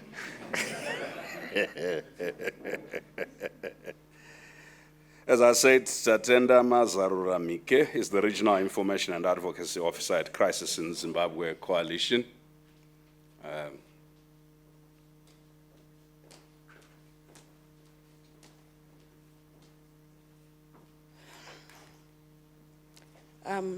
Thank you, Mr. Kagoro, one of the pioneers at Crisis in Zimbabwe Coalition. Good evening, everyone. Professor Mutambara, Dr. Mutambara, and all protocol observed. What an honor and a privilege it is for me to be among such a distinguished panel. I'm probably intellectually not fit to tie the shoelaces of the giants of our time, but here we are. Thank you, Komasipo, for the vote of confidence, and thank you, Professor, for allowing me to be here. As a young intellectual and as one who went to university, I'm impressed by what was achieved by the student leaders of your time, Professor. The space you managed to fashion out, to express yourselves, to influence events in the nation, influence expression, demonstrations, labor movement, the synergies that were created amongst the social movements, and the energetic and intellectual clarity that led to the articulation of the Zimbabwean problem until it became acceptable that ZANU-PF, far from being the solution to Zimbabwe's problem, had become a problem in itself, both in the manner in which it was practicing its rules and the flagrant looting committee nature of its leaders, sheer incompetence of its deployed cadres, dishonesty, chicanery, and all the other big words that I will leave the professor and the other intellectuals in the room to expound. I'm also very impressed by the clear articulation that the solution would be a peaceful process and that it would be done through electoral means, thereby trying to create a disconnect from using violence as a method of change. And that electoral processes and electoral democracy would be what is required to be able to go forward, lest we recreate the very same institutions and processes that we're fighting. I'm also impressed by the cast of characters who respect the professor, whom the professor has worked with, and the ability to make the intellectualism relevant, not only in the theoretical realm, but also in the practical sense. Real politics, social movements, and even young intellectuals like myself can find something to cling on. I have known you, Professor, as a myth, as a legend, as an energy whose writings can and will inspire the younger generation. Lastly, I'm impressed by how you constantly and consistently make reference to the need for us to embrace technology as a people, not only in Zimbabwe, but in Africa. On that note, I would like to make you understand, though, that the younger generation is very visual.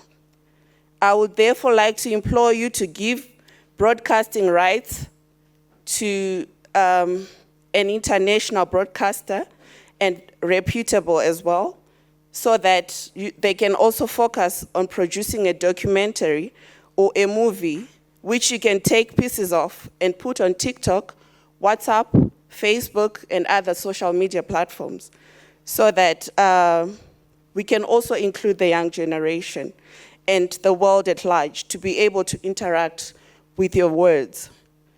Exactly a week ago, I was in Zimbabwe to bury one of my best friends, a 32-year-old young woman who was very passionate about democratization and development of Zimbabwe and Africa. But her life, just like of many other young people, was cut short because of a health system that cannot offer the most basic health care to its own citizens. Because we are stuck with a bunch of very old leaders who have absolutely no ideas and solutions to the problems bedeviling our nation. And that needs to change in our lifetime. Thank you very much.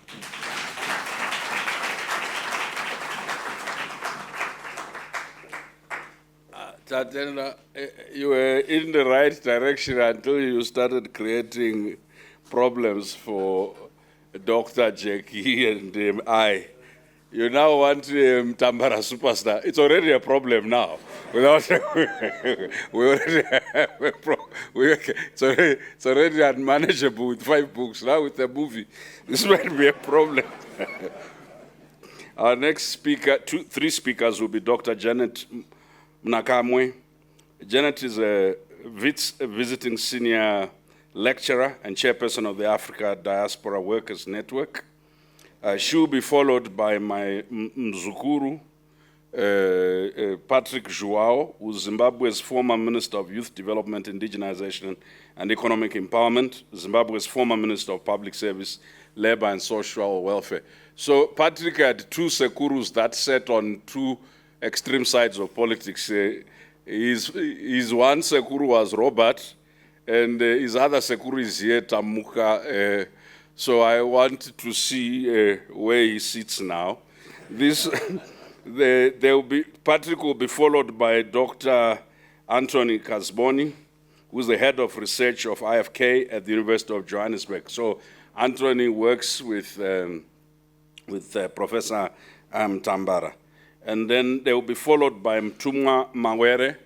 Mtumwa Mawere is many things. He's chairman at the 1873 FM, an entrepreneur, a business, it's 1873 FM, right? Entrepreneur, business leader.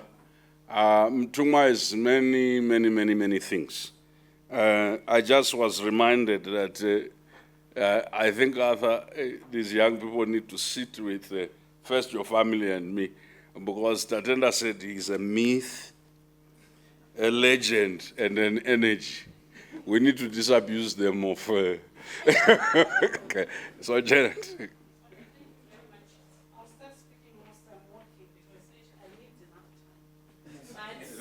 Only 3 minutes. Hey, I remember Tambudzai made some remarks that were a few of us. So please allow us time. Thank you very much. Good evening, everyone. I think I'm going to also start on a controversial note, but let me not start now. First of all, I know everyone will start by acknowledging Prof. Mutambara. But I will not begin with him. I'll actually begin with our Makoti, Jacqueline, Dr. Jacqueline. Thank you very much. For this book to be there, obviously it's because of the social reproductive labor that she has been providing. While my brother is still, but I know they co-authored. It's co-authoring, right? Yes, it's part of taking back, like what you're saying. Yes, thank you very much, Prof. Good evening, everyone, and all protocols observed. I'm glad that at least Prof had the audacity to say, please come and join us tomorrow. Because if I were gonna come and join without having been invited, those who know me know what was gonna happen in the room. Thank you very much, at least for trying to balance, even though, yeah. This also points to the fundamental question.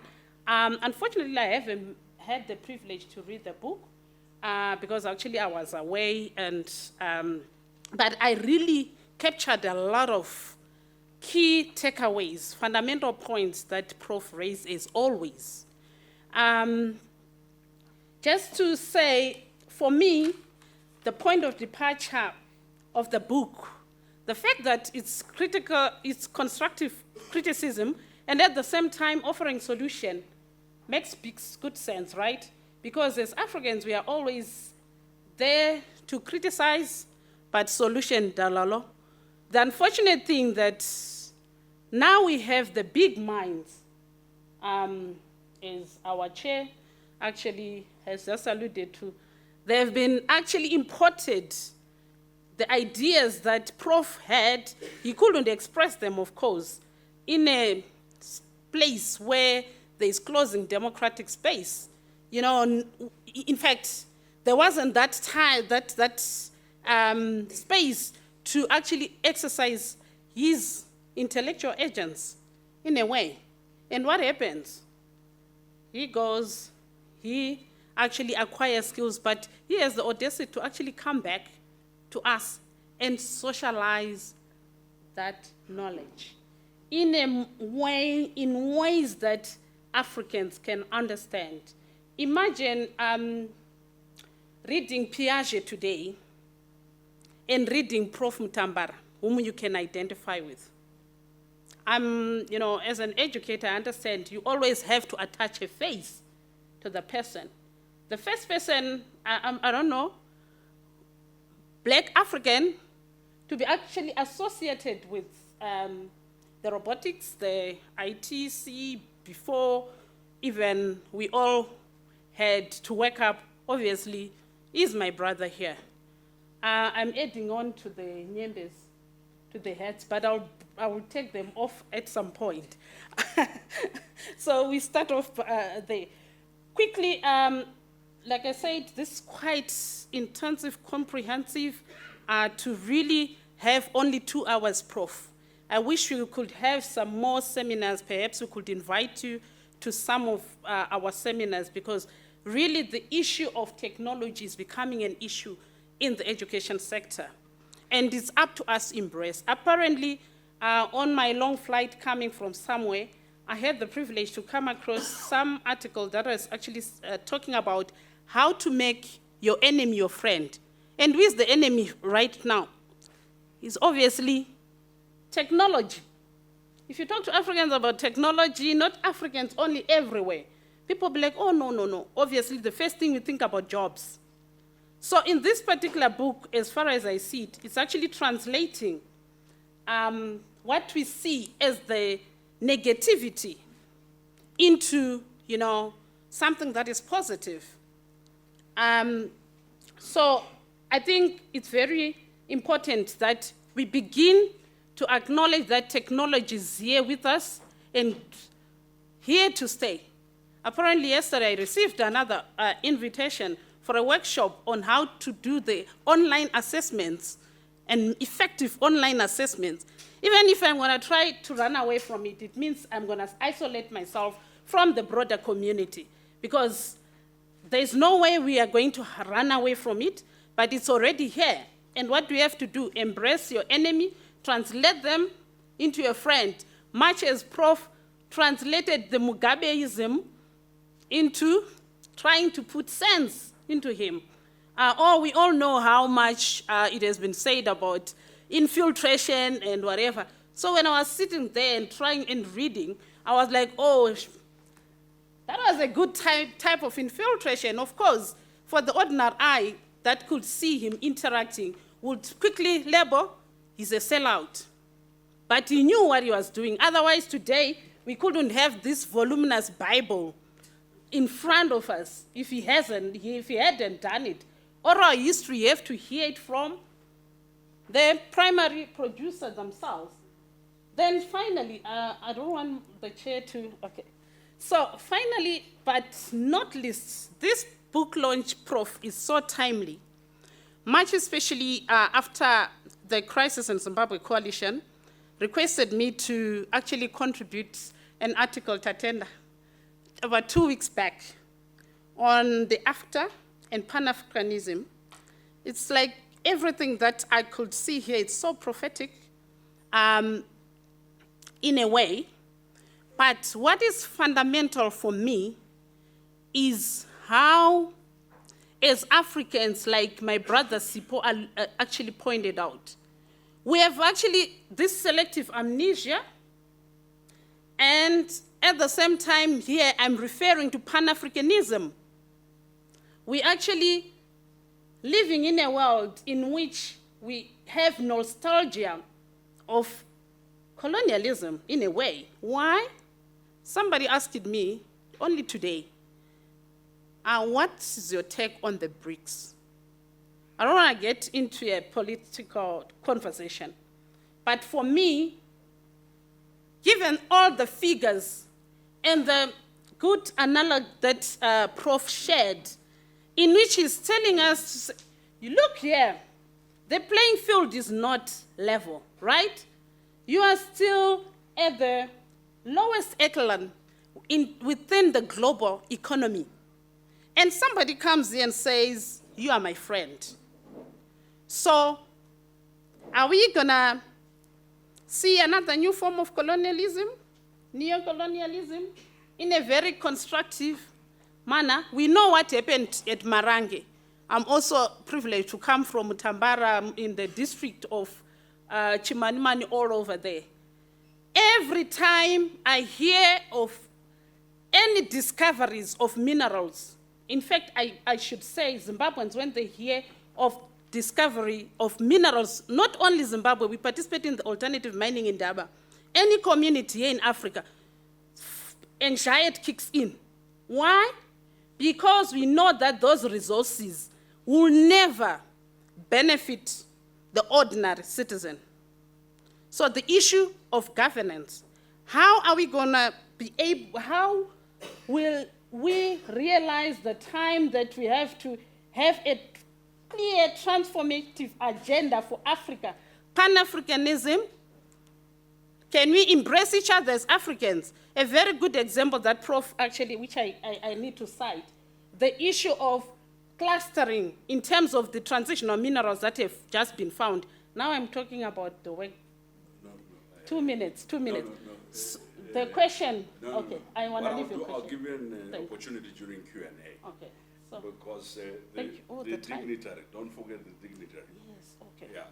Okay, but thank you very much. I don't mean to, but I felt like we shouldn't run away from this issue of minerals, the political economy of mining here in our own continent, because that's where the integration should begin. Why should we rush to go to external partners?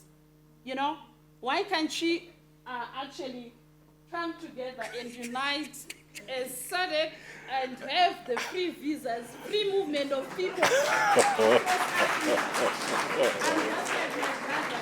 you so much. I'll continue. Thank you. You see, I think it comes with the hair, because she had hair. Now I'm worried because another one is coming. Patrick.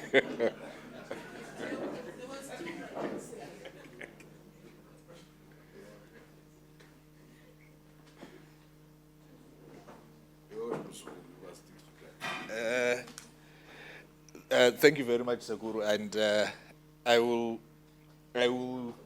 take advantage of your being Sekuru and ask you to translate maybe a couple of phrases that I want to start off with. Pamsoroi mambo Mutambara, Pamsoroi mai Mutambara. Okay. Your big head, Mutambara. Your big head. Is that Pamsoroi? Yeah. Actually, in our language, it means it's an address, Your Excellency, the Chief Mutambara, and the real Chief Mutambara.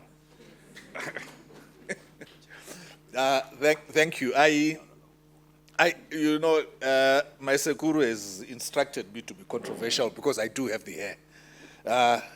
Different to my Mzukuru there who doesn't have any. And I'll start off by saying I struggle with this notion of this statement that those with power have no ideas and that those with ideas have no power. This man was the Deputy Prime Minister of Zimbabwe. Are you telling me that when he became Deputy Prime Minister of Zimbabwe, he stopped having ideas? So I struggle with such notions. And I also struggle with the notion that the problem is leadership. Because we are all leaders. However, we're here to talk about a book, and we're here to talk about why we should write. Prof said, Joao, where is your book?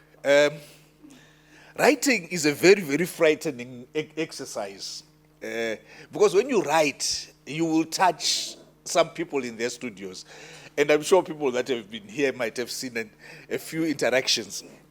So it becomes very difficult for you to actually write some of the things that you go through, especially within the political space. Because some of them can be quite taxing, especially when you talk about people. And given that context, what I want to say, Kwamuri Mambo Mutambara, and yes, definitely you are Deputy Prime Minister, yes, you're Professor, but for me, the most important recognition that I think I would like to recognize with is with you as Mambo. I would like to start off by saying thank you very much for being brave enough to write. You were brave enough to write about some of the things that some of us would contest. And I struggled, you know, as I saw my name on the list of people, say, okay, there is this issue that I really don't agree with that is written about. And I then resolved that, no, I am not going to contest, especially the issue of title deeds and how ministers got title deeds. Because I don't want to discourage you or discourage anybody else from writing.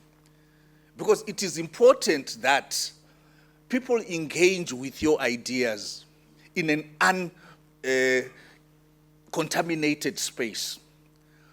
And once people have engaged with your ideas, then maybe some of us can then talk about our own perspective around issues of title deeds, around issues of leadership. So we must give you the space for you to be able to articulate yourself, and on the top of which, obviously, we must also give you the space for you to push your hustle. You know, you're the one, as Tyson said, you're one of the few that managed to monetize the GNU.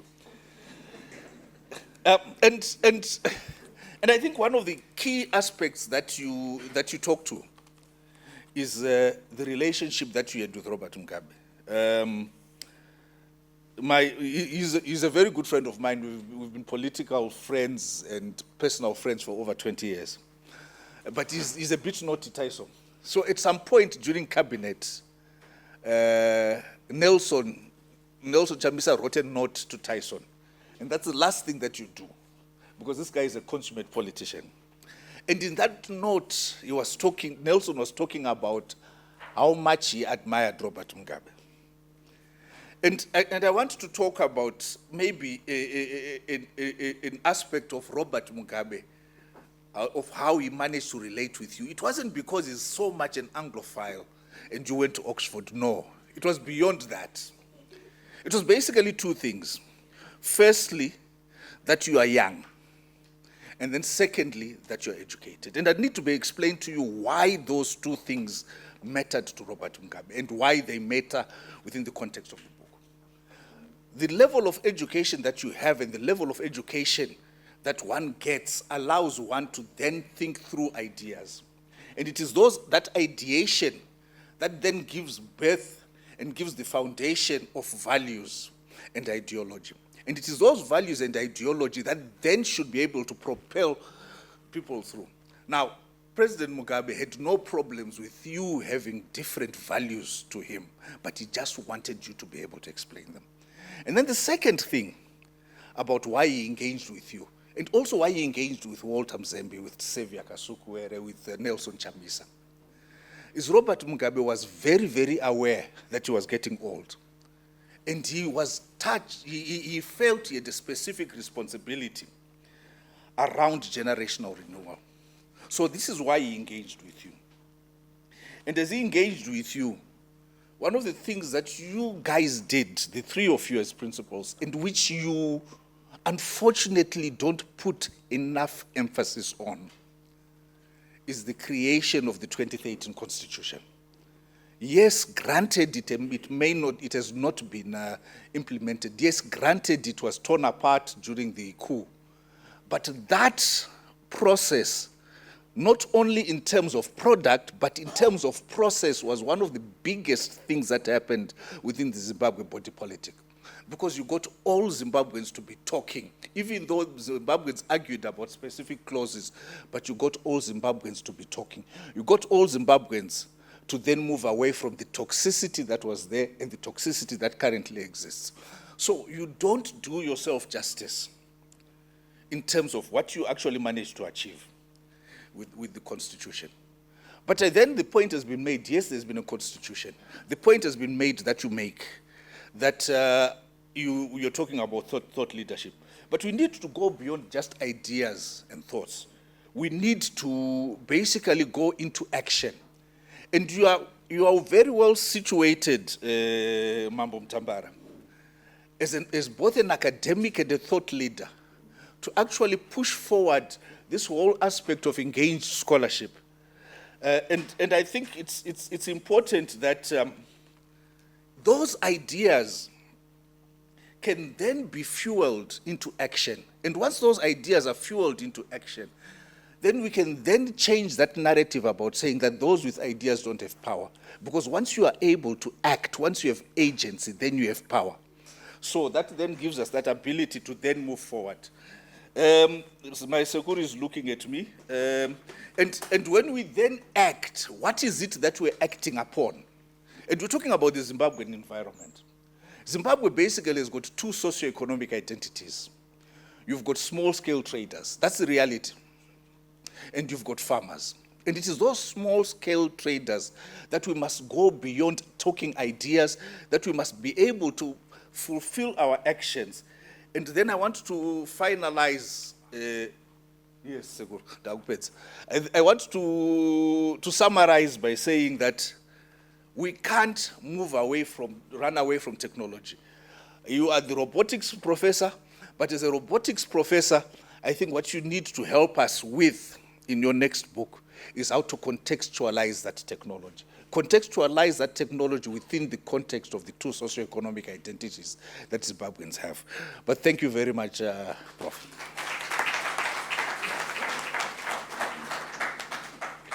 I was getting worried. As you are coming, my brother, there's a book for those of you who are not old. Many of you have read Walter Rodney's How Europe Underdeveloped Africa. But there are two books. This Walter Rodney, Groundings with My Brothers. And just give me 1 minute. I want to read something.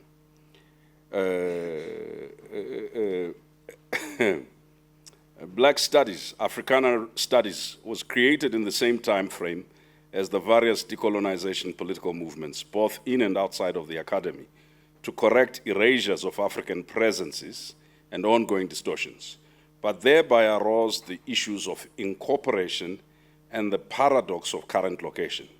New questions need to emerge then that can be brought forward for subsequent deliberation. How to ensure that all students are exposed to a range of knowledges as they make their way through the institution. How to restructure and move out of that order of knowledge in which a series of other human beings and the work they have produced, their epistemologies and ontological systems remain outside of the frames of importance in the larger institutional questions. And then the last bit on the rural economy. I have to read this one for Arthur.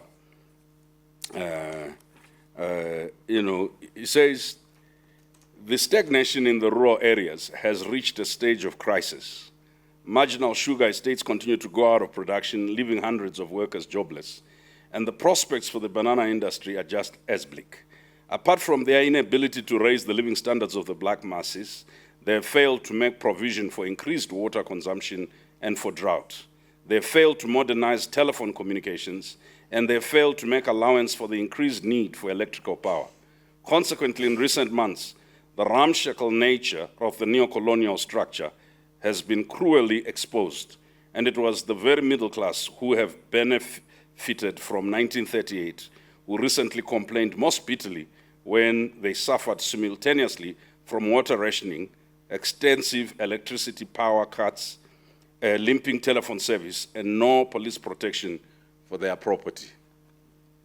Sounds like Trevor is writing about South Africa. It's Walter, he died a long time ago. He was writing about Jamaica.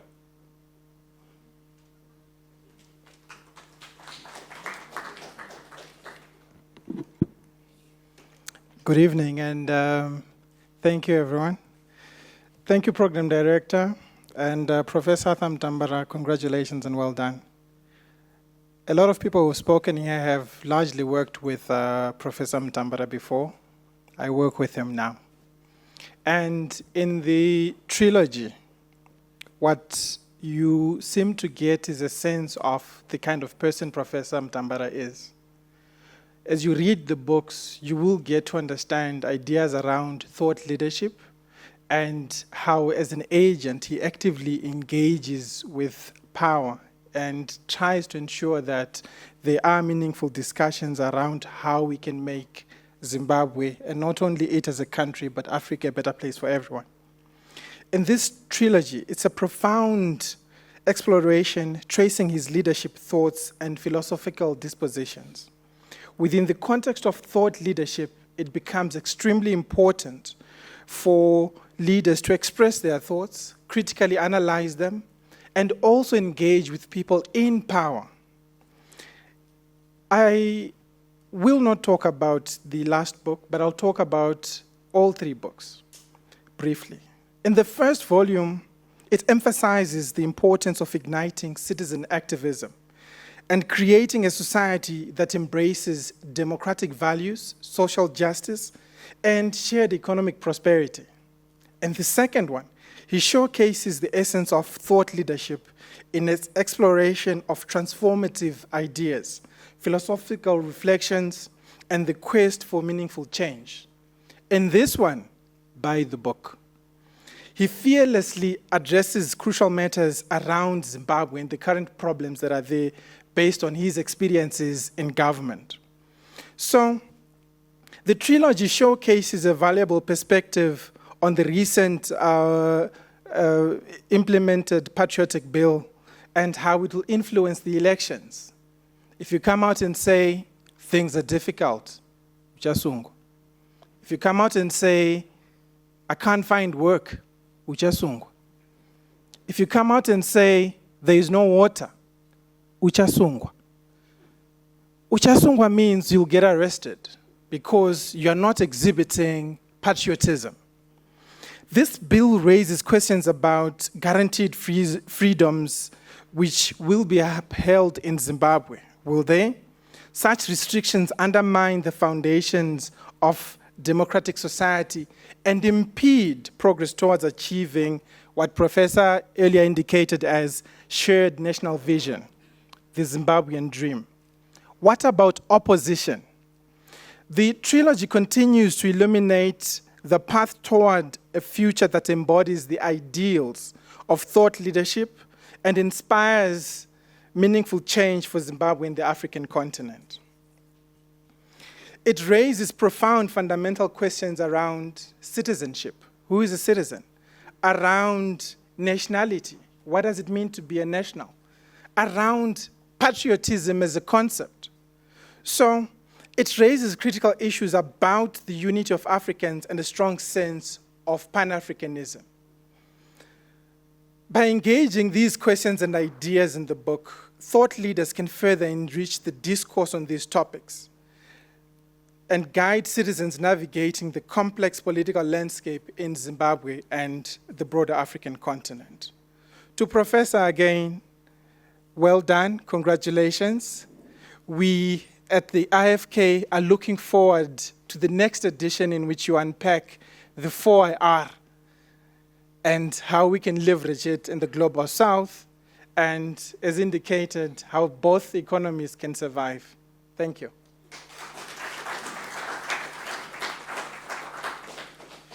Mtumwa, I need you to exhibit this level of discipline.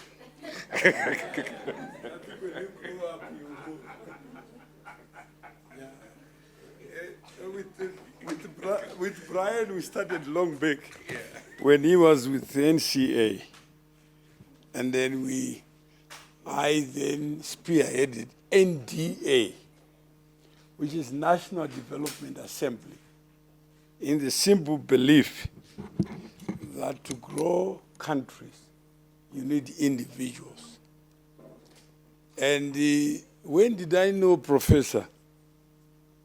That was because of Mugabe. He may not know. President Mugabe and Mandela were here. We had a dinner in 4 ways. So when I went to India, after we'd gone to America with Mnangagwa, I said, now come, see what the rule of law is. See how people left Zimbabwe with nothing. But today they are multi-millionaires. So I hosted a dinner in Washington, D.C. After hosting, Tyson was at ESCOM. I think that was your first time to come to Sandton. No? I think let's tell the story. That's what Professor is saying. There are people who are afraid to say they know Jesus because they are too smart. When they tell the story, like Professor is telling the story, why did Mugabe like him? He is not telling, because of me. He told you in front of me. You remember when we go to Siangopa Stadium. During the break, I was with him and Jackie, Grace, and Mugabe. He says, I don't know you without Mawere. And he repeated it to you directly to say, Mawere is the one, Miami. Because Mugabe, for some reason, he doesn't forget. So even when he was with the President Baker at Zuma's inauguration, I come there, we hijacked ourselves with Makamba, wearing nice suits, and then everyone thought we were invited. So we ended up in the I don't know whether you know the story. Yeah. Then we get in there. So Mbeki sees me, says, Mawere, you're here. So he holds my hand. He says, so Mugabe says, Mawere, why have you turned your back on us? So he held my hand. He says, what happened? He didn't know. Genuinely, he didn't know. He says, Mawere, come to my hotel, 10 o'clock. There were only 4 people in that room. That was Grace, the wife, S.K. Moyo, myself, and him. It's not in the book. Because Professor is thinking about thought leadership. Yet when I invited him to Miami, I was not a thinker. I said, the president has asked me to raise money for his wife's charity. And I accepted. And that's why she was thanking me. When I went to Harare, she heard I was in Harare, she called, she says, come to Mazowe. You know who was next to me? It was Wicknell, Chivayo. And we introduced Wicknell, it was Vice President Gomo. She said, Mawere, I'm assigning this guy to you. Because when he comes to South Africa, he buys suits. So that's what we did. So Mutambara does not tell you the real story. When my son was 8, he calls me. And they said, let's catch up. We went to catch up in Sandton. I think there were 3 of us with my son. He tells me about these big issues. And then I said, okay, how do I help? So I thought of an idea called Africa Heritage Society. He was one of the founding members. But after that, he got his own technology, like it's a calling. And then he ran away. Then Scala, Gibson Sibanda, is it Gibson Sibanda, Chimbanikire, Scala is the one who made him a leader of the party. You may not know. He called, Scala came to my office. Then Mutambara made a presentation at my office. Then they called me, he says, Mawere, do you want to be president? Come here. He wanted to see you, the guy with the tie. So he wanted to be president. So Scala is the one who made him a president, not anyone else. So he came to make a presentation. When he made the presentation, you know what happened? Professor did his usual excellent presentation. Then they called me about, we were in America. They said, Mawere, we're looking for a president. We don't have a president. We have left Changirai. But now we don't, among us, we can't trust anyone. They were staying in Rosebank. So I go and see them. I said, I'm not available. I'm a South African citizen, guys.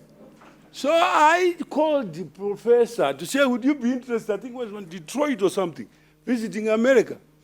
So Scala is the one who stood up and says, present at Africa Heritage Society is something that we must listen to. That's what happened. There's no thought leadership there. Scala had come for something else. But we ended up with his name. I said, why don't you take him? He's a prisoner. He is talking big things. I talk small things. But he was talking about the thought leadership. I said, whenever there's a leadership of thought, I get scared. So that was the problem. I said, I move slowly. Tyson knows that he got a loan of 15 million. For a business that he didn't apply for. Because Chiangwa... No, that's true. Yeah. He had a vice president of Chiangwa. Chiangwa borrows money from First Bank. Because Mawere is my friend. He doesn't pay. You understand? 2 million becomes 6. Then Chiangwa out notice Mawere, I don't know you. Then the money we gave to Tyson, 15, we deducted 6. Is that correct? And then Chiangwa comes to me, how come you didn't give me 15? I said, your behavior. Brian, time, please, Yeah. time. Thank you. Okay. Thank you. So, Professor, this is the young man. Remember when we spoke on Saturday? He said, I'm so concerned that Professor sold 200 books in Harare, is it? I'm going to take it upon myself to sell more books. He says, Mr. Mawere, you got 30,000 people who are networked to you. Most of these people are looking for loans. But because Tyson does not tell the truth, he wants to be president of the same people who are poor. So I said, no, young man, come and see the professor. You know why I brought him here? What you wrote yesterday in the morning. You mentioned Kuseni Lamini. So that's all he is here for. He is not here for me, for you. He wants to go to Massmart. He says, this chairman, I don't know him. I didn't know he was black. I said, no, they were Rhodes scholars. Unlike Rhodes, they're selfish. So when you look at this book, you see pictures here of Professor. You know, I said to Mugabe, we have African Americans in Miami. But I didn't tell him. So I then concocted a plan, that Mandela plan. Okay, I'll just say. No, I have to. Yeah. Okay, no. You are not the VIP. Okay, no, that's fine. Next time when we do something, but let's be honest with our stories. Not bullshit, talk about the future when the past is painful. Yeah, thank you. Tyson, you owe me Mombe.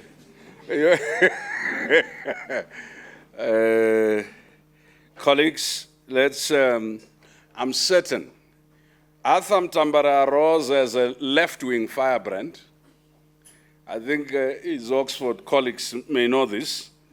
Today he was talking about how to have more $1 billion companies. and economies. Arthur Mutambara was very critical of Robert. Today he was describing that he and Robert are Anglophiles. I was just whispering to Jackie that I suspect the reason why Robert liked Arthur is because they were both rural boys faking to be urban. they married well. Jackie, you know I've been eternally grateful to you, my sister, for showing my brother lights after the Oxford lights. Yeah. But what we're going to do now is just a quick Q&A. A quick Q&A. We don't have a lot of time. We respect the fact that you came. Just a quick Q&A, and please don't make a speech. My request is just take a minute, ask your question. Mostly questions are targeted for the professor. If you want to ask some of our panel members questions, please do it during the break after the meeting. We will facilitate your ability to interact with them after the meeting. I know there are many questions for the presidential candidate. There are many questions from Mtumwa, since it's clear he gives $15 million loans, right? There's questions for Atete, Janet, because of what she said. So just quick, very brief questions. Please, no thesis for Arthur concerning the book, but you may not have read the book, concerning the GNU and the sense of solutions. So I'm going to start at the right. Can I see in this section if there are people with questions? Okay, we have 3. 1, 2, 3. Please, 1 minute each. Prof, do you have somewhere to write? Yeah. Please introduce yourself and then ask the question. Evening, my name is Gandhi Bai. I haven't read the book, but I'm excited to read the book that is positioned as a book of solutions. I just wrote my thoughts briefly. So your opening presentation, you opened your presentation with why can't we use ideas to change our conditions? I'm not sure if the ideas I'd like to put forward have been interrogated in the book, but it's important to critically examine and discuss the role of imperialism, the impact of external forces, and suitability of political systems in addressing the African challenges. Does the book recognize the complexities of Africa's challenges and foster critical discussions on the role of imperialism, the suitability of political systems, and learning from diverse global experiences? By doing so, African nations can work towards formulating political systems that are better aligned with their specific context and aspirations. I haven't finished. No, I gave you only a minute, guys. And just quickly, let me finish. Yeah. And the question is, why are we so obsessed with this system called democracy, or as Fela calls it, democracy? Yeah, thank you. All right, the next one. I will ask, let's be brief, we're many. The next one. Yes, sir. My name is Penuel Nkosi. I want to make a quick remark. Sir, don't use your romantic voice, okay. Just raise your voice. You look young. Yeah. Okay, so...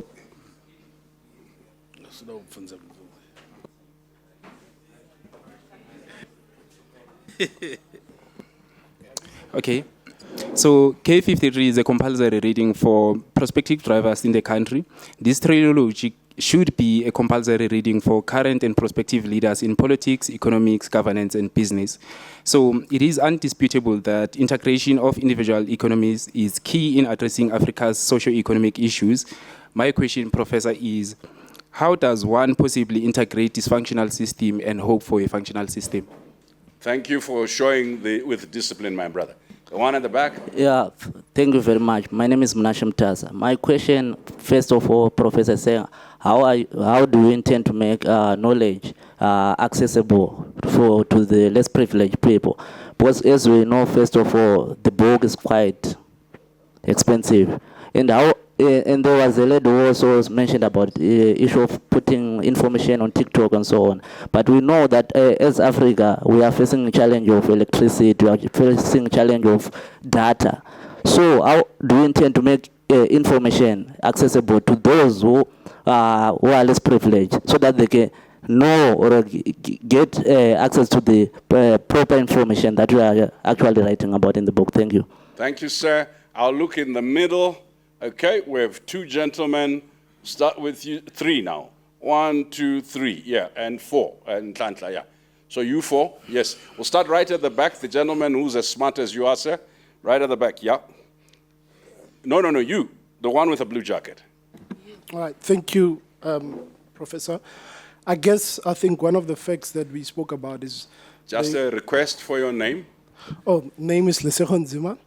And I guess I want to go with reference to what we spoke about. Looking at the American economy, 3,000 billionaires or billion-dollar companies, is the biggest question for Africa is facing growth in a low-growth African economy. Businesses are there, but the economy is low-growing. And how do we mitigate that going forward to stimulate the economy that these small SMMEs can have an atmosphere or an environment to be able to expand beyond expectations? Thank you, sir. The gentleman, yes. My name is Fungai Ruwende. Arthur is a long-term friend and classmate at University of Zimbabwe. The question I have to you, Arthur, is should we have another GNU to reset ourselves in Zimbabwe and come up and implement those ideas that are running through your book? It seems the GNU informed a lot of the stuff you read and the ideas you write in the book. And I think I speak to most Zimbabweans, they would agree that the GNU years were maybe some of the best years in our country. So should we have another GNU? Sorry about that, Kasukwere. Yes. Okay.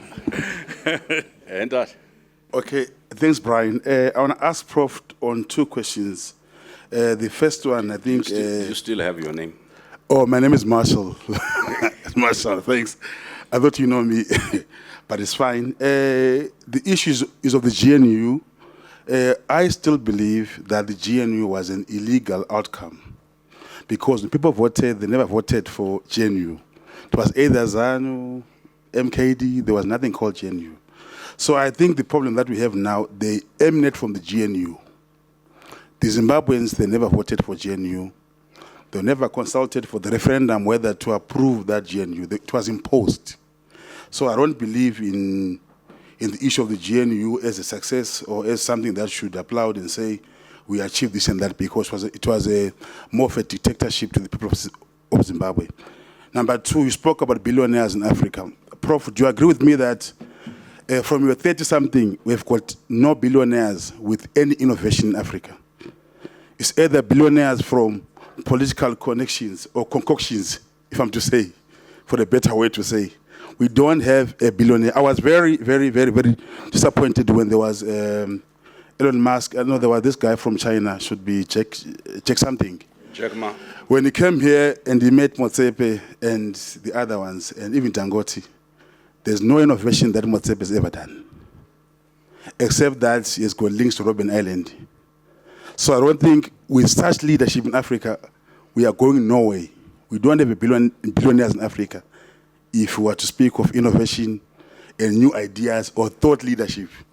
So in a way, any political formations in the future, it should give a space for the young people and give an opportunity for people to be able to organically become billionaires without any constraints. I won't touch on no, your minute, Uncle Mutungwa. Your minute because, is up. Okay, fine. Last one.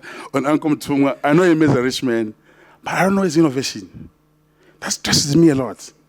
So the only way for me to be rich is either to go to Robben Island or to make noise, be beaten, be arrested. And then, that's... Or to know Mutungwa. Yeah, I don't know. Okay, thanks, bye. So let's go to the gentleman. Introduce yourself. My name is Nhlanhla. Thanks, Professor, for... I haven't had the opportunity to read through the book, but I will certainly do. I was just wondering, to what extent do such initiatives take us deeper into understanding the workings of our government and what transpires behind the walls given the Official Secrets Act. We know, I mean, we're encouraging some of your colleagues to publish. At what risk? We know that this has also been flagged out by this government spokesperson, Charamba. When any one of the former public officials want to go out, I mean, to go public about certain matters, you will say it's 25 years. So are we not reading something that is scratching the surface? Is it a deep dive? Is it not the reason why Ino Sinkala actually said, publish when I die? Thank you, sir. I'll take unfortunately, the new hands, because I have to come here. There was a gentleman right at the back and another one right at the back. I'm sorry, middle section. Let me see this side, I'll see. Yeah, right at the back, sir. Thank you so much, Chair. Thank you, Prof. Mutambara, for always encouraging us as Africans to write. I think Your that's name, sir? Oh, the name is Tatenda Mkwedea. Thank you, Prof, for always encouraging us as Africans to write. But I think writing is just half of the story. I think the other story is, the other side of the equation is about how do we debate, how do we discuss these particular issues that we're writing, because the process of writing usually happens in these ivory towers, like where we are right now in launching your book. The other side of the equation is how do the peasants in Mutambara village, how do the disenfranchised, the marginalized engage and debate these ideas? So I want to find out from you, when are you going to do the launch in Mutambara village? In Lumpane, Filabusi, in Janja, where I come from, because that is important. Taking a leaf from Frantz Fanon distinguishes between traditional intellectuals and radical intellectuals. I would like to believe that you want to be a radical intellectual who identifies with the subaltern, with the marginalized. Your ideas, it's half of the story. They are meaningless if we are always engaging these issues in these ivory towers. Let's get to the ground, to the marginalized, to the subaltern, and engage and debate these ideas with them. So I'm looking forward to the invite. This launch in Mutambara village. I think that would be nice. It would be a nice touch. Thank you, sir, for encouraging Arthur to be a radical intellectual from Oxford. Thank you. My name is Cliff Shoniwa. A question for the Prof and not having read the book. You're talking about searching for the elusive Zimbabwean dream. We have 3 gentlemen here who were part of the system when this so-called dream slipped out of our hands. Do you acknowledge in the book that a good place to start would be acknowledging the role and the parts that were played by the system in leading us to where we are today? Thank you, sir. But you are saying that it slipped in the hands of Joao and Kasukwere. Okay, I hear you.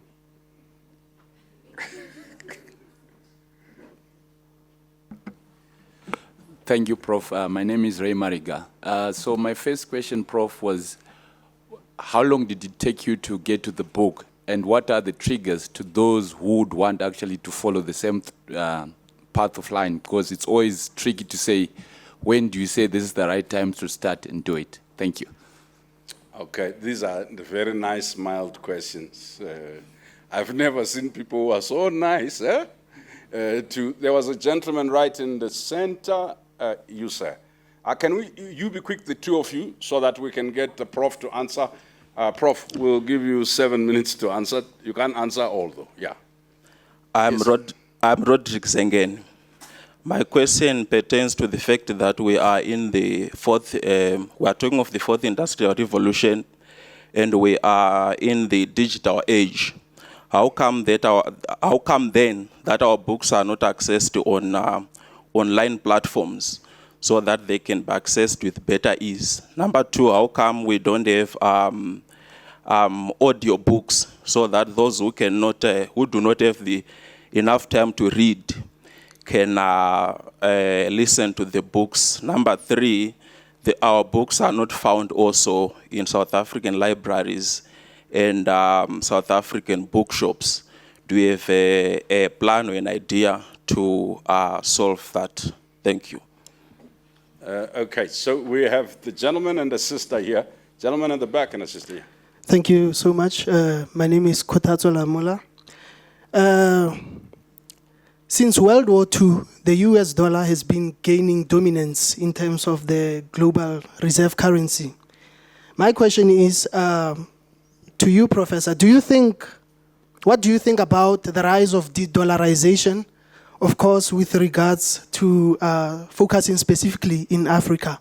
And number two, do you think that if more African countries join multi-governmental organizations like BRICS, can free themselves from the US hegemony? Thank you. Okay. The gentleman in the back, then we come to you, madam. Yeah. Thank you so much, Brian, and congratulations to the Prof for writing. I think it's important that as Africans we write our stories. Two quick questions, Prof. The first one is, having been a student leader and part of the pro-democracy movement in Zimbabwe for a very long time, and especially that we have had the National Constitutional Assembly from 1997. Do you believe that the constitution-making process we had in 2013 was indeed people-driven? I hear Patrick talks about it was a good thing that you must emphasize. We had someone who was killed in Bari. Across the country, if you attended the public hearings, they felt like war zones where ZANU-PF people and MDCT people have been coached on what to say. Really total closure of democratic space for citizens to give their views. I want to hear your thoughts on whether you think it was a genuinely people-driven process. Then the second question, Prof, is by these launches and the writing of the books, are you planning to come back into possibly targeting the higher office now? Kazuere didn't raise his head. Someone is encouraging Ago to take another plunge. Madam. Good evening. Thank you so much, Professor, and to the panelists. My name is Ikumile Gada. My quick one is, what are the 2 or 3 personal failures that you can honestly reflect on and share during your period in the GNU? And this is not failures that could be blamed on the system, but your own personal failures. Thank you. I came past here. Yeah, let's have him respond. It's because we really do need people to go. Arthur, this is you have many questions. What I suggest is that I don't think that the pressure is to answer all of them. Some of them are related. I would suggest, by the powers vested in me, start with the last question. Okay, I've got about 18 questions, but I'll try to be very judicious and save time. Personal failures. I failed. We failed, but I was part of the failure in terms of political reforms. I was the principal, together with Tsvangirai, would have done more to bring about political reforms. So I take that as personal failure on the political reforms. Second failure, we didn't think about the post-GNU. These other guys were very clever. They said, okay, let these fools run on the economy, work on the economy. We're going to offload them in 2013. So we were not strategic in terms of what after. What are we going to do after the GNU? So I take that as personal failure because we had no plan beyond the GNU. Whereas the ZANU guys were very clever. They allowed BT and us to fix the economy, and they were busy working on the politics. Come 2013, they offloaded us. And they went on their own. Unfortunately, for some of them, there was a coup d'etat. But, so political reforms, lack of planning for life after the GNU. Now, we must allow some of our best minds to run countries.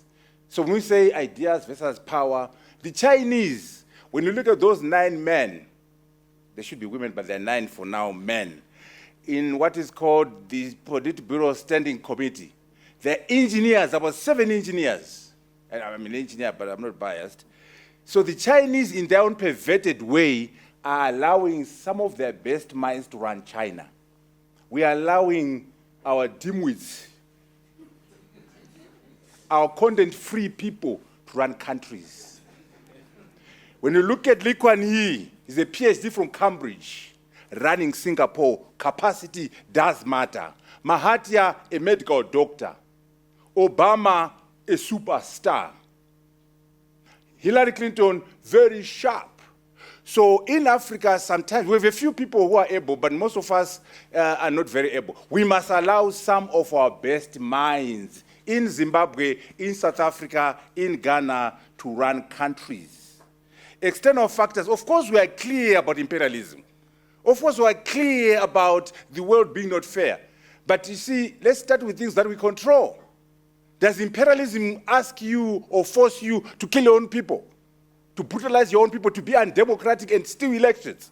So we are saying, yes, to fighting imperialism. Yes, the world is not fair, but why don't we start with things that we control? Why are you stealing in Ghana? Why are you stealing is the imperialists have asked you to steal? Maybe. But we are saying yes to fighting imperialism, yes to fighting hegemony from the West, but charity begins at home. Democracy, it's a means to an end. Why don't we use democracy to solve our problems? It's the fairer way to run countries. But it's not an end in itself, it's a means to an end. That's why we need to think about the economic vision, the economic strategy. It's not enough to have free and fair elections. Parties must have programs, so when they do win elections, they can run countries effectively. So yes, we must not worship democracy. Democracy must be understood as a means to an end. We must break down this work into Twitter, into TikTok, because our young people have a very short attention span. So we write, but we also go on to do the smaller versions and the pictures and the videos to capture more people and make it more accessible. Growth, yes, we must have economic growth, but be very careful. We must not have jobless economic growth. The growth must create jobs. But more importantly, why don't you train our young people to be entrepreneurs? When you're done with your program at UP, done with your program at UCT, at UJ, why don't you become a job creator, a creator of businesses? So job creation and making sure our skills are appropriate. The training at UJ, the training at UCT, at UP, are you producing the capabilities and skills that the industry requires? There must be a meeting of the minds between the academy and industry. The GNU, no, we must have elections, free and fair elections. So our starting point right now, Brian, Ruende, my classmates, we must make sure we have free and fair elections in Zimbabwe. The voters' roll must be accessible. The voters' roll must not be shambolic. Opposition leaders must be removed from prison. Opposition people must be able to organize. Once we have a free and fair election, there will be winners and losers. And the losers will be able to congratulate the winners and we have a new government. If there's a failure, a hung parliament, then we can have a negotiation and then have, an inclusive government. Or if the winners, in their generosity, say, we want to put Zimbabwe first. We have won these elections, but we want to reach out to civil society, reach out to the opposition, reach out to business, and create a government of national unity. Then we can have a GNU. But we can't have a GNU as an agenda. Let us have free and fair elections. Mugabe in 1980 got 57 out of 80. He could have formed a government on his own. But he was very wise, unlike Mnangagwa, who is blind, deaf, and dumb. Mnangagwa is foolish because after the coup, he had an opportunity to take advantage of the goodwill around the coup d'etat and create an inclusive government, create an arrangement where he could harness the goodwill and drive Zimbabwe forward. Mugabe did that. He could have run the government. No, he brought Nkomo in, he brought Smith in, and formed the government of national unity in 1980 so that he could consolidate. Of course, he was being Machiavellian because the time he was hitting on his colleagues with Gukura Hundi. He was chasing out the Smith people. But he was clever to bring people together at the beginning. You know what he says to me? It's in the book.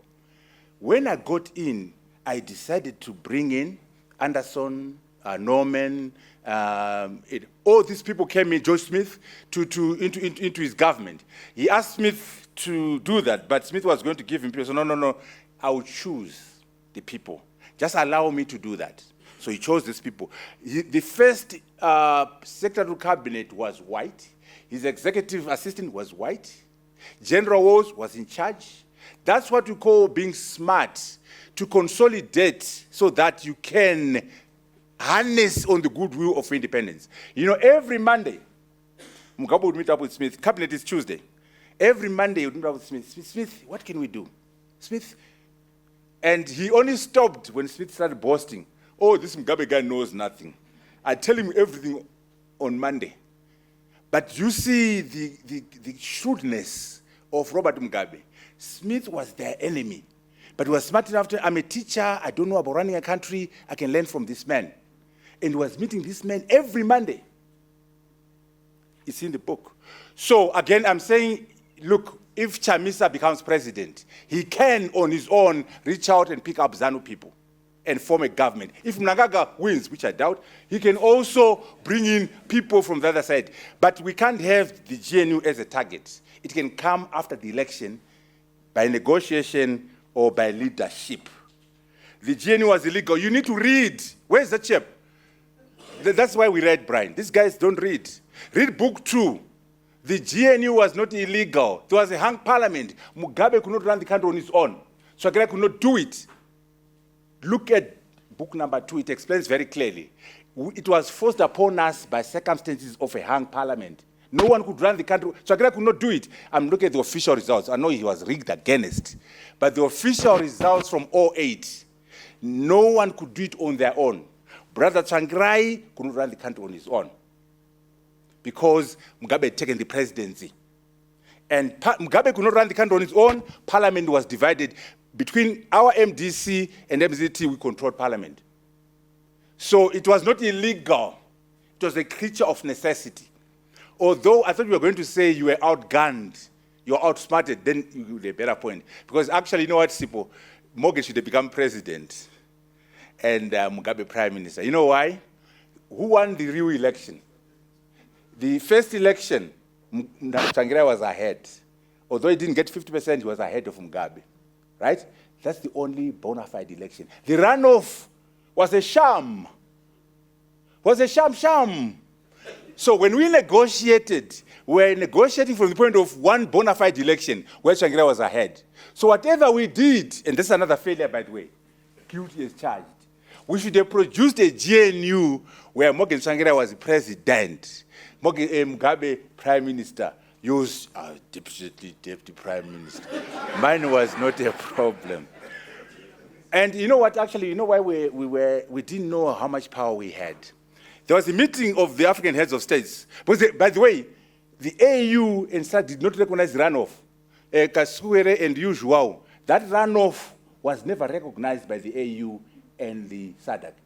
You know, in a meeting, Mugabe was told off by Museveni, by Kagame, everybody and their grandmother told him off. And he was very furious. He said to Kagame, you rig elections in Rwanda. How dare you call me a dictator? And then Kiketwe came and said, my brother, take it easy, my brother. In my village, if you are discovered as a thief at the market, and people are running after you as a thief, you can't tell them, oh no, there's another thief over there. For today, my brother Mugabe, you are our thief. Forget about Melez, who is also a thief. Forget about Kagame. Today, you are our thief. Take it easy.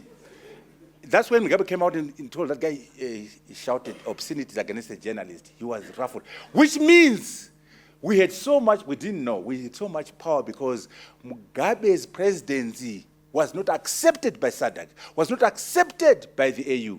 So if we were clever, which we were not, we could have actually made Tsvangirai president. But anyway, it's always called 2020 vision after the fact. So the GNU was not illegal. Please read, my brother. That's why I write, to educate you. The billionaire issue is not mine. It's Kuseni who talk about. I never talk about billionaires. It's Kuseni who talk about billionaires. But I can say that don't be rough on our billionaires. There's some proper ones, like Strive Masiwa. He's a proper billionaire. You use Echo Cash and Echo. That's him. Dangote is the proper one. The problematic one is yours here. This Cyril Ramaphosa. That's not a billionaire proper. What kind of billionaire uses white money to become president? What billionaire can pay the workers of his own party? What billionaire does not understand the economy? That one is bogus. But Cyril Ramaphosa, Strive Masiwa is a proper one. Don't be too harsh on your own brothers and sisters. But the billionaire question is not mine, it's yours, Kuseni. You can deal with it. Mutumwa, don't be harsh on Mutumwa, man. He might be useless now, but he formed some companies. He formed some companies. Please, guys, go into your history. Africa Resource Limited. SMM, please. No, let's not be harsh on the brother. He had his good days. I mean, they're gone, but... Yes, Lotto. Now, who is talking about Official Secrets Act? You carry out a coup d'etat. What bigger violation of the Constitution is a coup d'etat? How can a coup d'etat beneficiary talk about Official Secrets Act? Mnangagwa is president because of a coup d'etat. Chiwenga is vice president because of a coup d'etat. George Charamba is somebody because of a coup d'etat. They have no local standing. They have no moral authority to talk about official secret. So write, don't worry, write whatever you want. Please don't try to use these tricks. A beneficiary of a coup d'etat talks about law. What law? A beneficiary of a coup d'etat talks, don't break the law. We lock yourself up. You hear me? And also think about it, Churchill. Talking about Churchill was asked, he lost the elections after the Second World War. Mr. Churchill, how is history going to judge you? Churchill said, very positively, because I'm going to write the history. And Churchill's got 2 volumes of the Second World War. And he got the files of the cabinet. They felt sorry for him, and they gave him all the files. He was able to document and write about the Second World War. History will be very generous to me, that's Churchill, because I'm going to write it. So please, let's allow our practitioners to share. Don't allow George Charamba. You know, I joked with Mugabe in the book. George Charamba was in Form 6 when I was in Form 1 at Hatso. So in the book I said to Mugabe, look at this boy here, Mugabe. He's called George Charamba. He was in Form 6 when I was in Form 1. He thinks nothing has changed. I'm the Deputy Prime Minister. He's your sycophant. He doesn't realize that he's no longer Form 6 and a Form 1. I'm the Deputy Prime Minister. You're Mugabe's sycophant. And Mugabe was like, oh, that's an interest. And I'm saying, George Charamba cannot stop you from writing. You must write. Write, then debate. Very important. We must write these ideas, we must debate them, but we must implement them. So writing is the starting point, I agree. We must debate, we must implement, we must do launches in the village. I'll be in the village, I'll be in Mutambara. You know, you're preaching to the choir. I'm converted, I've been doing what you're talking about. So I'm sure you like preaching, but you're preaching to the choir. We are very clear on the role of ZANU in the destruction of Zimbabwe. We are very clear on the role of Robert Mugabe in the destruction of Zimbabwe. I'm very crude and vicious in my book. I'm very clear on the role of Mugabe in terms of tribalism. For 37 him and Rex established a Zulu hegemony in Zimbabwe. I talk about it in my book. I'm very clear on the role of Mugabe and ZANU in the destruction of Zimbabwe. It's there. What's said is that in terms of tribalism, in terms of incompetence, in terms of corruption, we've jumped from the pan into the fire with Emerson Mnangagwa. He's a clansman, a tribalist who is crude. Mugabe had finesse, a bit of sophistication, but still a tribalist who did Gukura Hundi. There's no finesse there. But I'm just saying this one is not educated. So he's crude. My wife is health ambassador. My sons run the country. They're in every sector in the country. Gold mafia. I'm sure you watched that.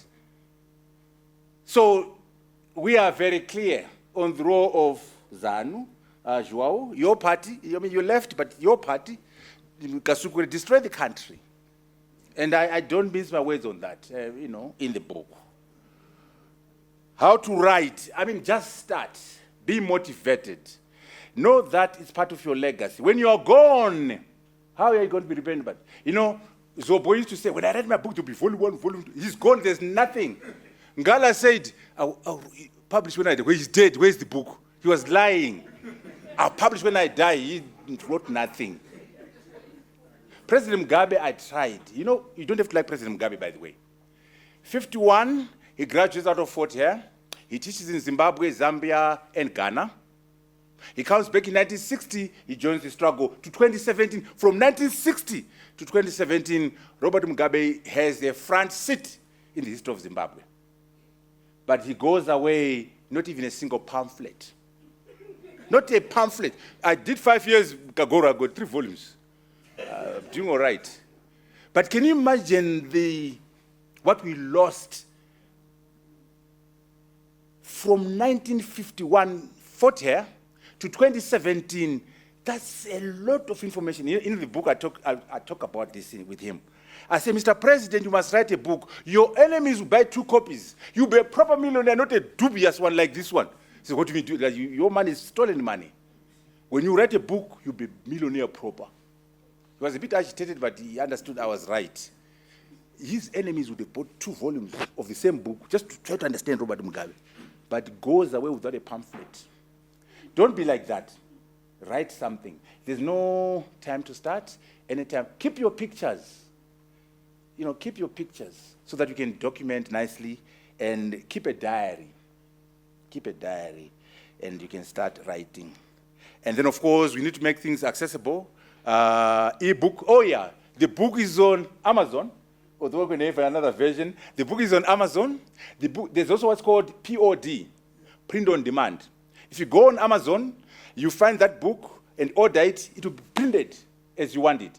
However, because it's so thick, it comes in 2 parts, part 1 and part 2 of the same book. So it's available online as a print on demand.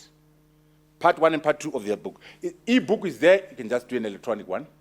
But then it is important for us also to do the audio.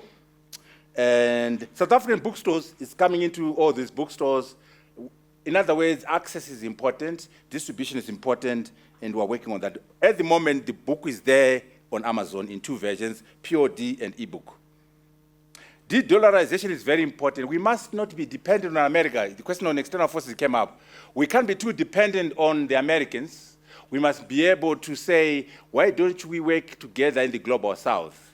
The BRICS, Brazil, Russia, India, and China, and Africa in there. And by the way, South Africa, you don't belong to the BRICS, you're too small. You're not a BRIC, South Africa. Go with Africa, then you become a proper BRIC. You're too small, don't play it big when you are a Mickey Mouse economy. The only way South Africa can be a BRIC is if they go as the African Continental Free Trade Area. 1.4 billion Africans, $2.5 trillion GDP. That's a member of the BRIC, not South Africa, the little Mickey Mouse economy. They don't belong to the BRICS. 2013 Constitution. Listen, in the book, I do an analysis of that Constitution. I look at the strengths, I look at the weaknesses. I reference Professor Maduku, who was in the NCA, Mutambara Gwisai, ISO. I do an analysis of the positives and the negatives. The strengths are that at least you had 3 political parties working together. That makes it party-centric. Ideally, we'd want it to be people-driven, where the parties are not dominating. So our downside, the 3 parties, MDC, MDCT, and ZANU-PF were dominating. That's not the greatest way of doing it. It would have been better to be driven by civil society, by the population, but having the 3 of them being the big parties in the country was a plus. But in the book, I provide a critique, the strengths and the weaknesses, and I reference Professor Maduku because he was very critical of the process. ISO, Gwisai were also critical, so I talk about that. Higher office, I don't need, I'm already in high office. What are you talking about? I'm the director. Is that so? I'm the director at the Institute of the Future of Knowledge. I'm a full professor, not a quarter or half, a full professor. I'm not sure about high office. Maybe, if Kasukuere, Chamisa, and Mnangagwa don't solve the problems, then I'm coming through. you Kasukuere, Chamisa, and Mnangagwa, get your act together. Otherwise, I'll come in as a competitor and take your lunch from you.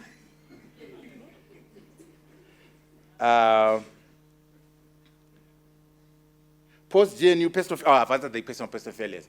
Am I going to get another chance or this is it? Okay, no problem. I want to finish on my usual note. I know some of you are kind of skeptical of politics. You think you are sophisticated. I'm a superstar journalist. I'm a superstar CEO. I'm a chairman of MassMart. I'm a professor of rocket science. You are rocket science nothing.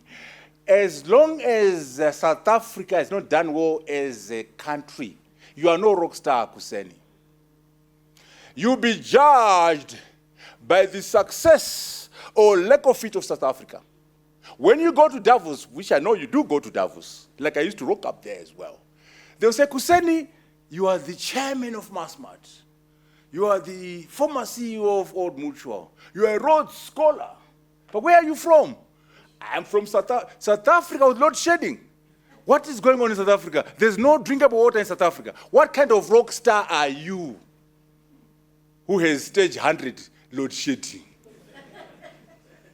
So he will never be respected. A Silk, a senior counsel, he's going to be judged very soon, that chap.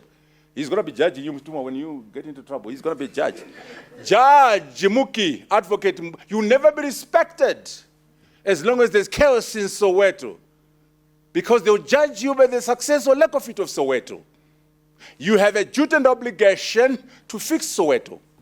The same applies to Kuseni with your many chairmanships. It happened to me. It's personal here. Because I used to go to Davos and I used to talk smart. They say, we like what you're saying. You look very clever. Where are you from? I refuse to answer. I say, I'm coming out of MIT. I'm from McKinsey. And I'm also from NASA. I have a PhD from Oxford. No, we know all that. Where are you from, brother? Then I refuse to answer.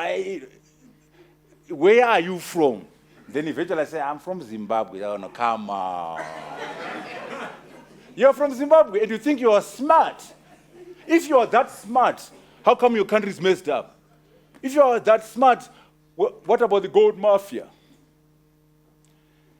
You will never be respected as a Zimbabwean until Zimbabwe has done well as a country. You will never be respected as an African until Africa has done well as a continent. Even this actor here, this superstar Mutunga, they look at him and say, you are South African.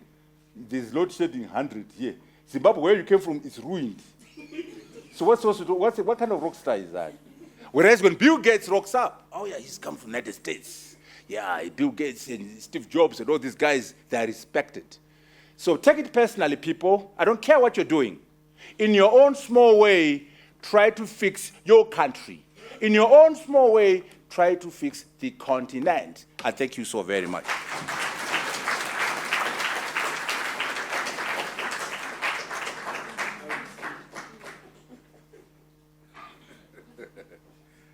You know, Jackie,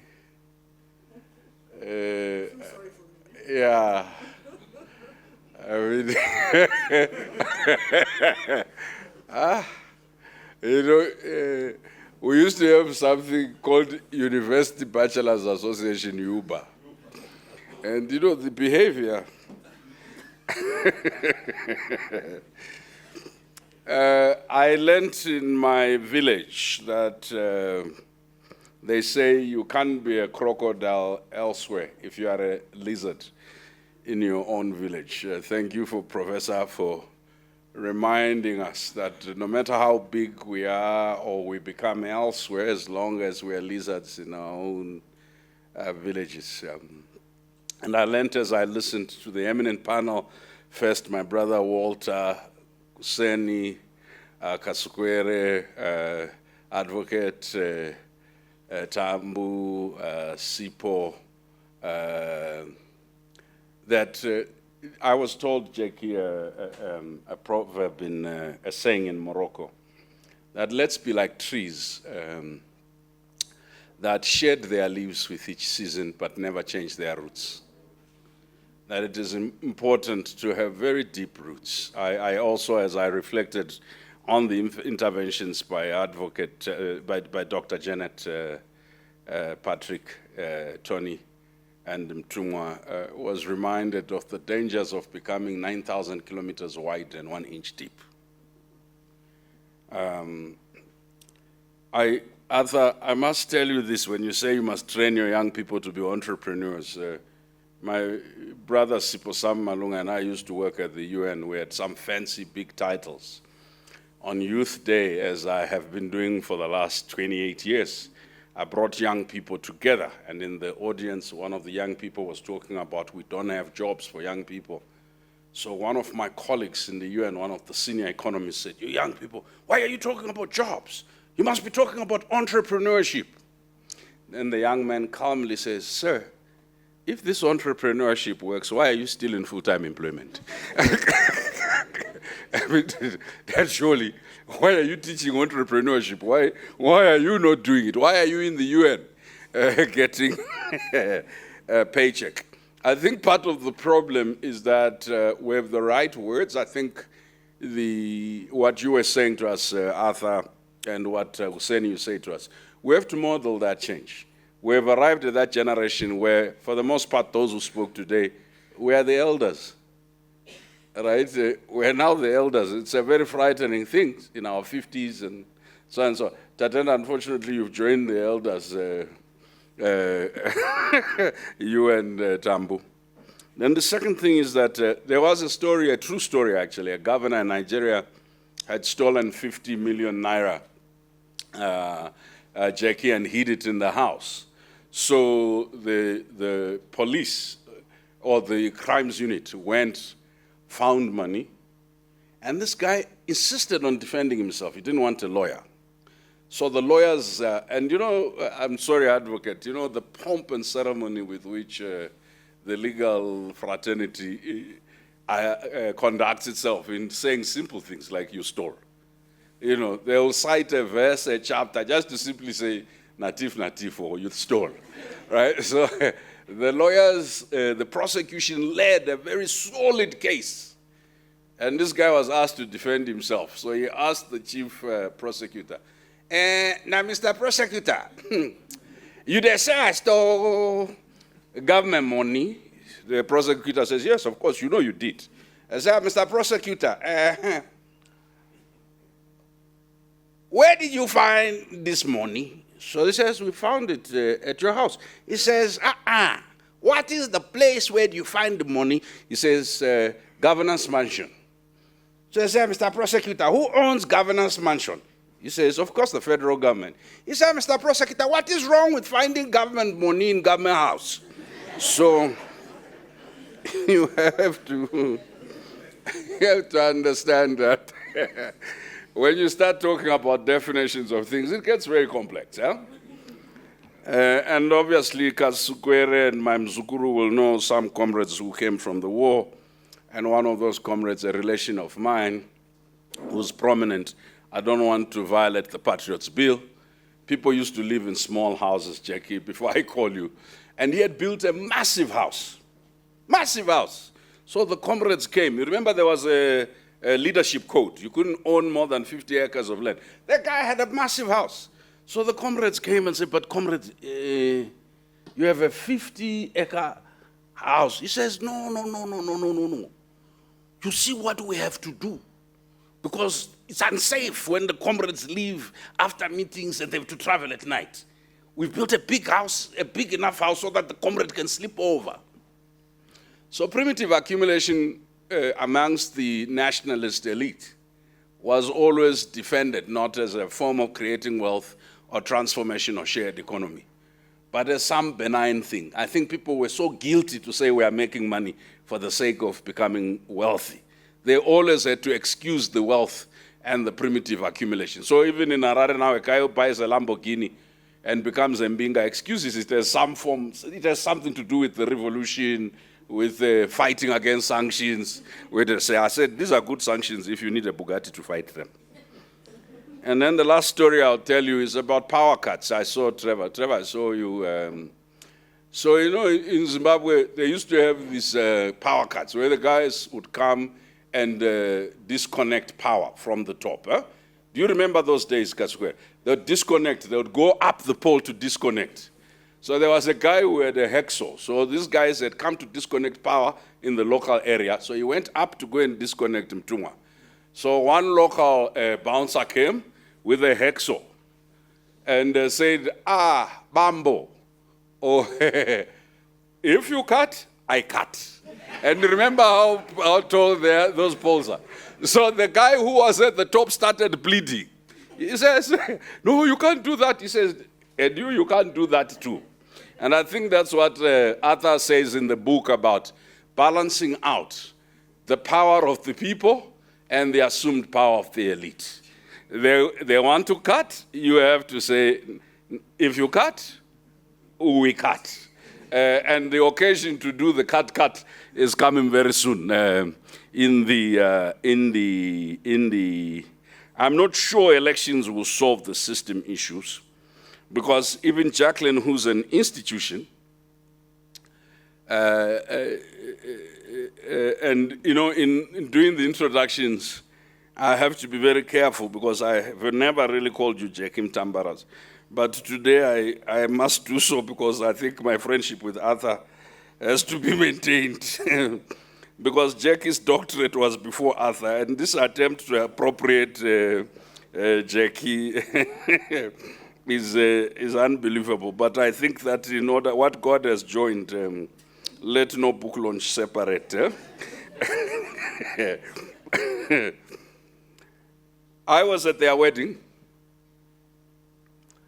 and at the time my friend and I had, my friend had always hoped that I would marry Jackie's, some friend of Jackie's. Jackie didn't know this. He was totally conspiring. As you know, I have come as that young brother at all the book launches. It's not that we agree. It's simply that we have over the years learned to tolerate each other. First time Arthur called me for a meeting, it was at a Thai restaurant in Santin. And his words were, "Andafunga kutonga." It was way before, it was way before, what's his name, Scala made him president. It was way, way before. He's yet to say sorry to me because when he was at the Bulawayo Congress, I didn't know this was happening. He phoned me, I was in Nairobi. He says, so, comrade, what do you think? And I said, that's a bad idea. The guy didn't tell me he was giving his accepted speech. So Dr. Jackie is the CEO at the Africa Leadership Institute, a board member of Econet Wireless Zimbabwe, Avatake, and One Campaign. One is a global campaign organization. Jackie has not only been a life partner to Arthur and a mother to their wonderful, wonderful, intelligent. I hear you are going now away to university. I think what Jackie has been is the real force. Arthur is simply ungovernable. Arthur is simply, sorry, I know he's your father. He's simply chaotic. But Arthur is also an extremely, you know, there's a very interesting thing. Those of you who know, he's a very caring and loving person. So between the volatility, sometimes the caustic humor nature, is a brother, a patriot, a Pan-Africanist who cares. But this may be lies that we tell Jackie ourselves. The guy may be something totally monstrous elsewhere. You are the only one who's seen him asleep, except Kasukwere and Joao and Mzembe, occasionally in cabinet. You've also the only one who's seen him when he's totally down. You've seen him when the energies are not running this high. We see him, I used to call him Duracell. right? He always has endless energy like that battery. So Jackie, beyond thanking us, it may be useful because you've walked a long journey with our comrades. To you, he's not Deputy Prime Minister, he's not Chief Mutambara. This is what we men, bigoted, egocentric males do to make ourselves, when we don't have power, Patrick, to feel good. We call each other Chief Mambo, and we rule over nothing. Check.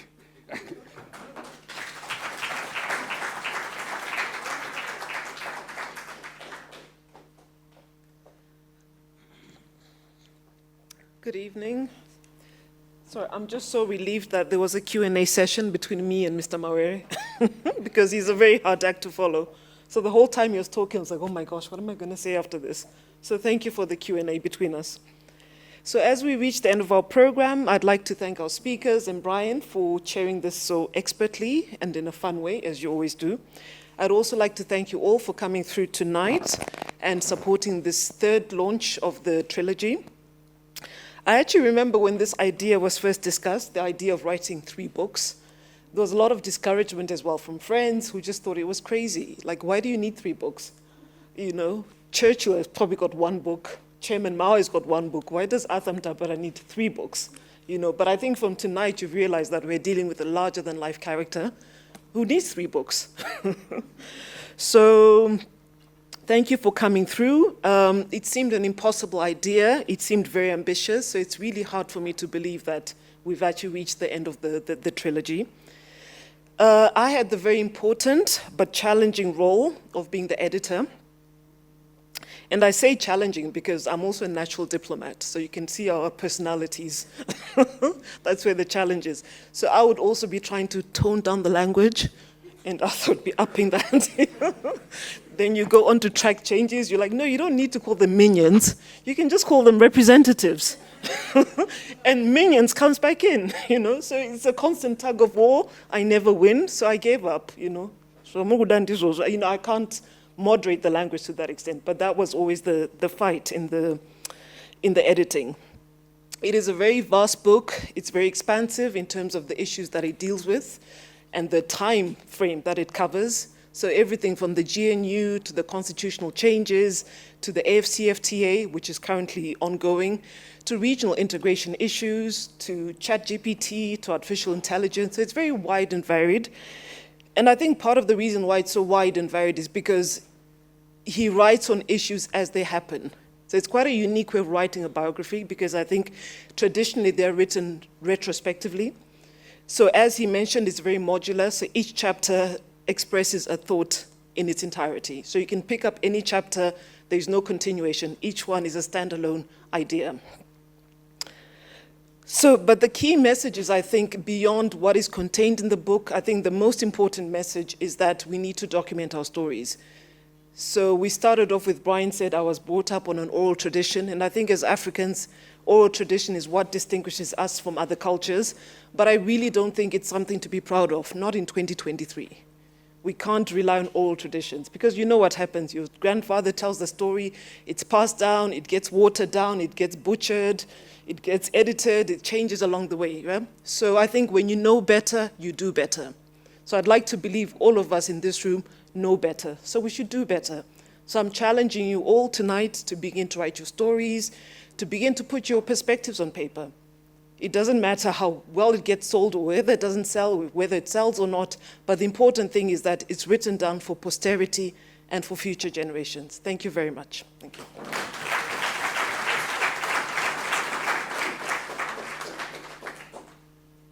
When Jackie talks about oral tradition and distortion, I was told a story. This is not a reflection of my gender politics. A guy's sweetheart used to make chicken, but before she used to tie it with a drawstring before putting it in a rotisserie. And then their husband asked, sweetie, why do you tie the chicken before you put it in the oven? So the wife says, I don't know. My mother used to do that. So they go and ask the mother, so, Mommy, why did you used to tie the chicken before you put it in the oven? So the mother is like, I don't know. My mom used to do that. So they go to the grandmother and say, why did you used to tie the chicken before you put it in the oven? The grandmother says, no, you know, the old ovens were so small the chicken would not fit in. So, my friends, the book is available at the back. The book is available at the back. All the other 4 books by Professor Mutambara are available. Please do not rush back. Arthur is not only Anglophile, he is a good Christian person, but between you and I, it's really Jackie. What has been agreed, there is a buffet dinner afterwards. So we know that you didn't have enough time to go and cook. Please stay for the buffet dinner. Let the author sign copies of the book that you will have bought. Please buy as many as possible. Buy for friends. And those of you who really wanted to argue with the panelists, here is your opportunity, once in a lifetime.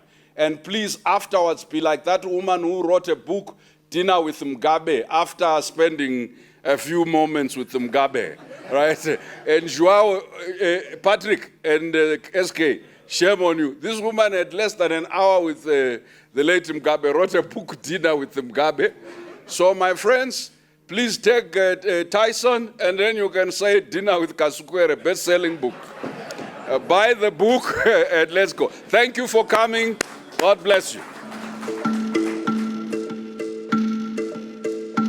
The University of Johannesburg, the future reimagined.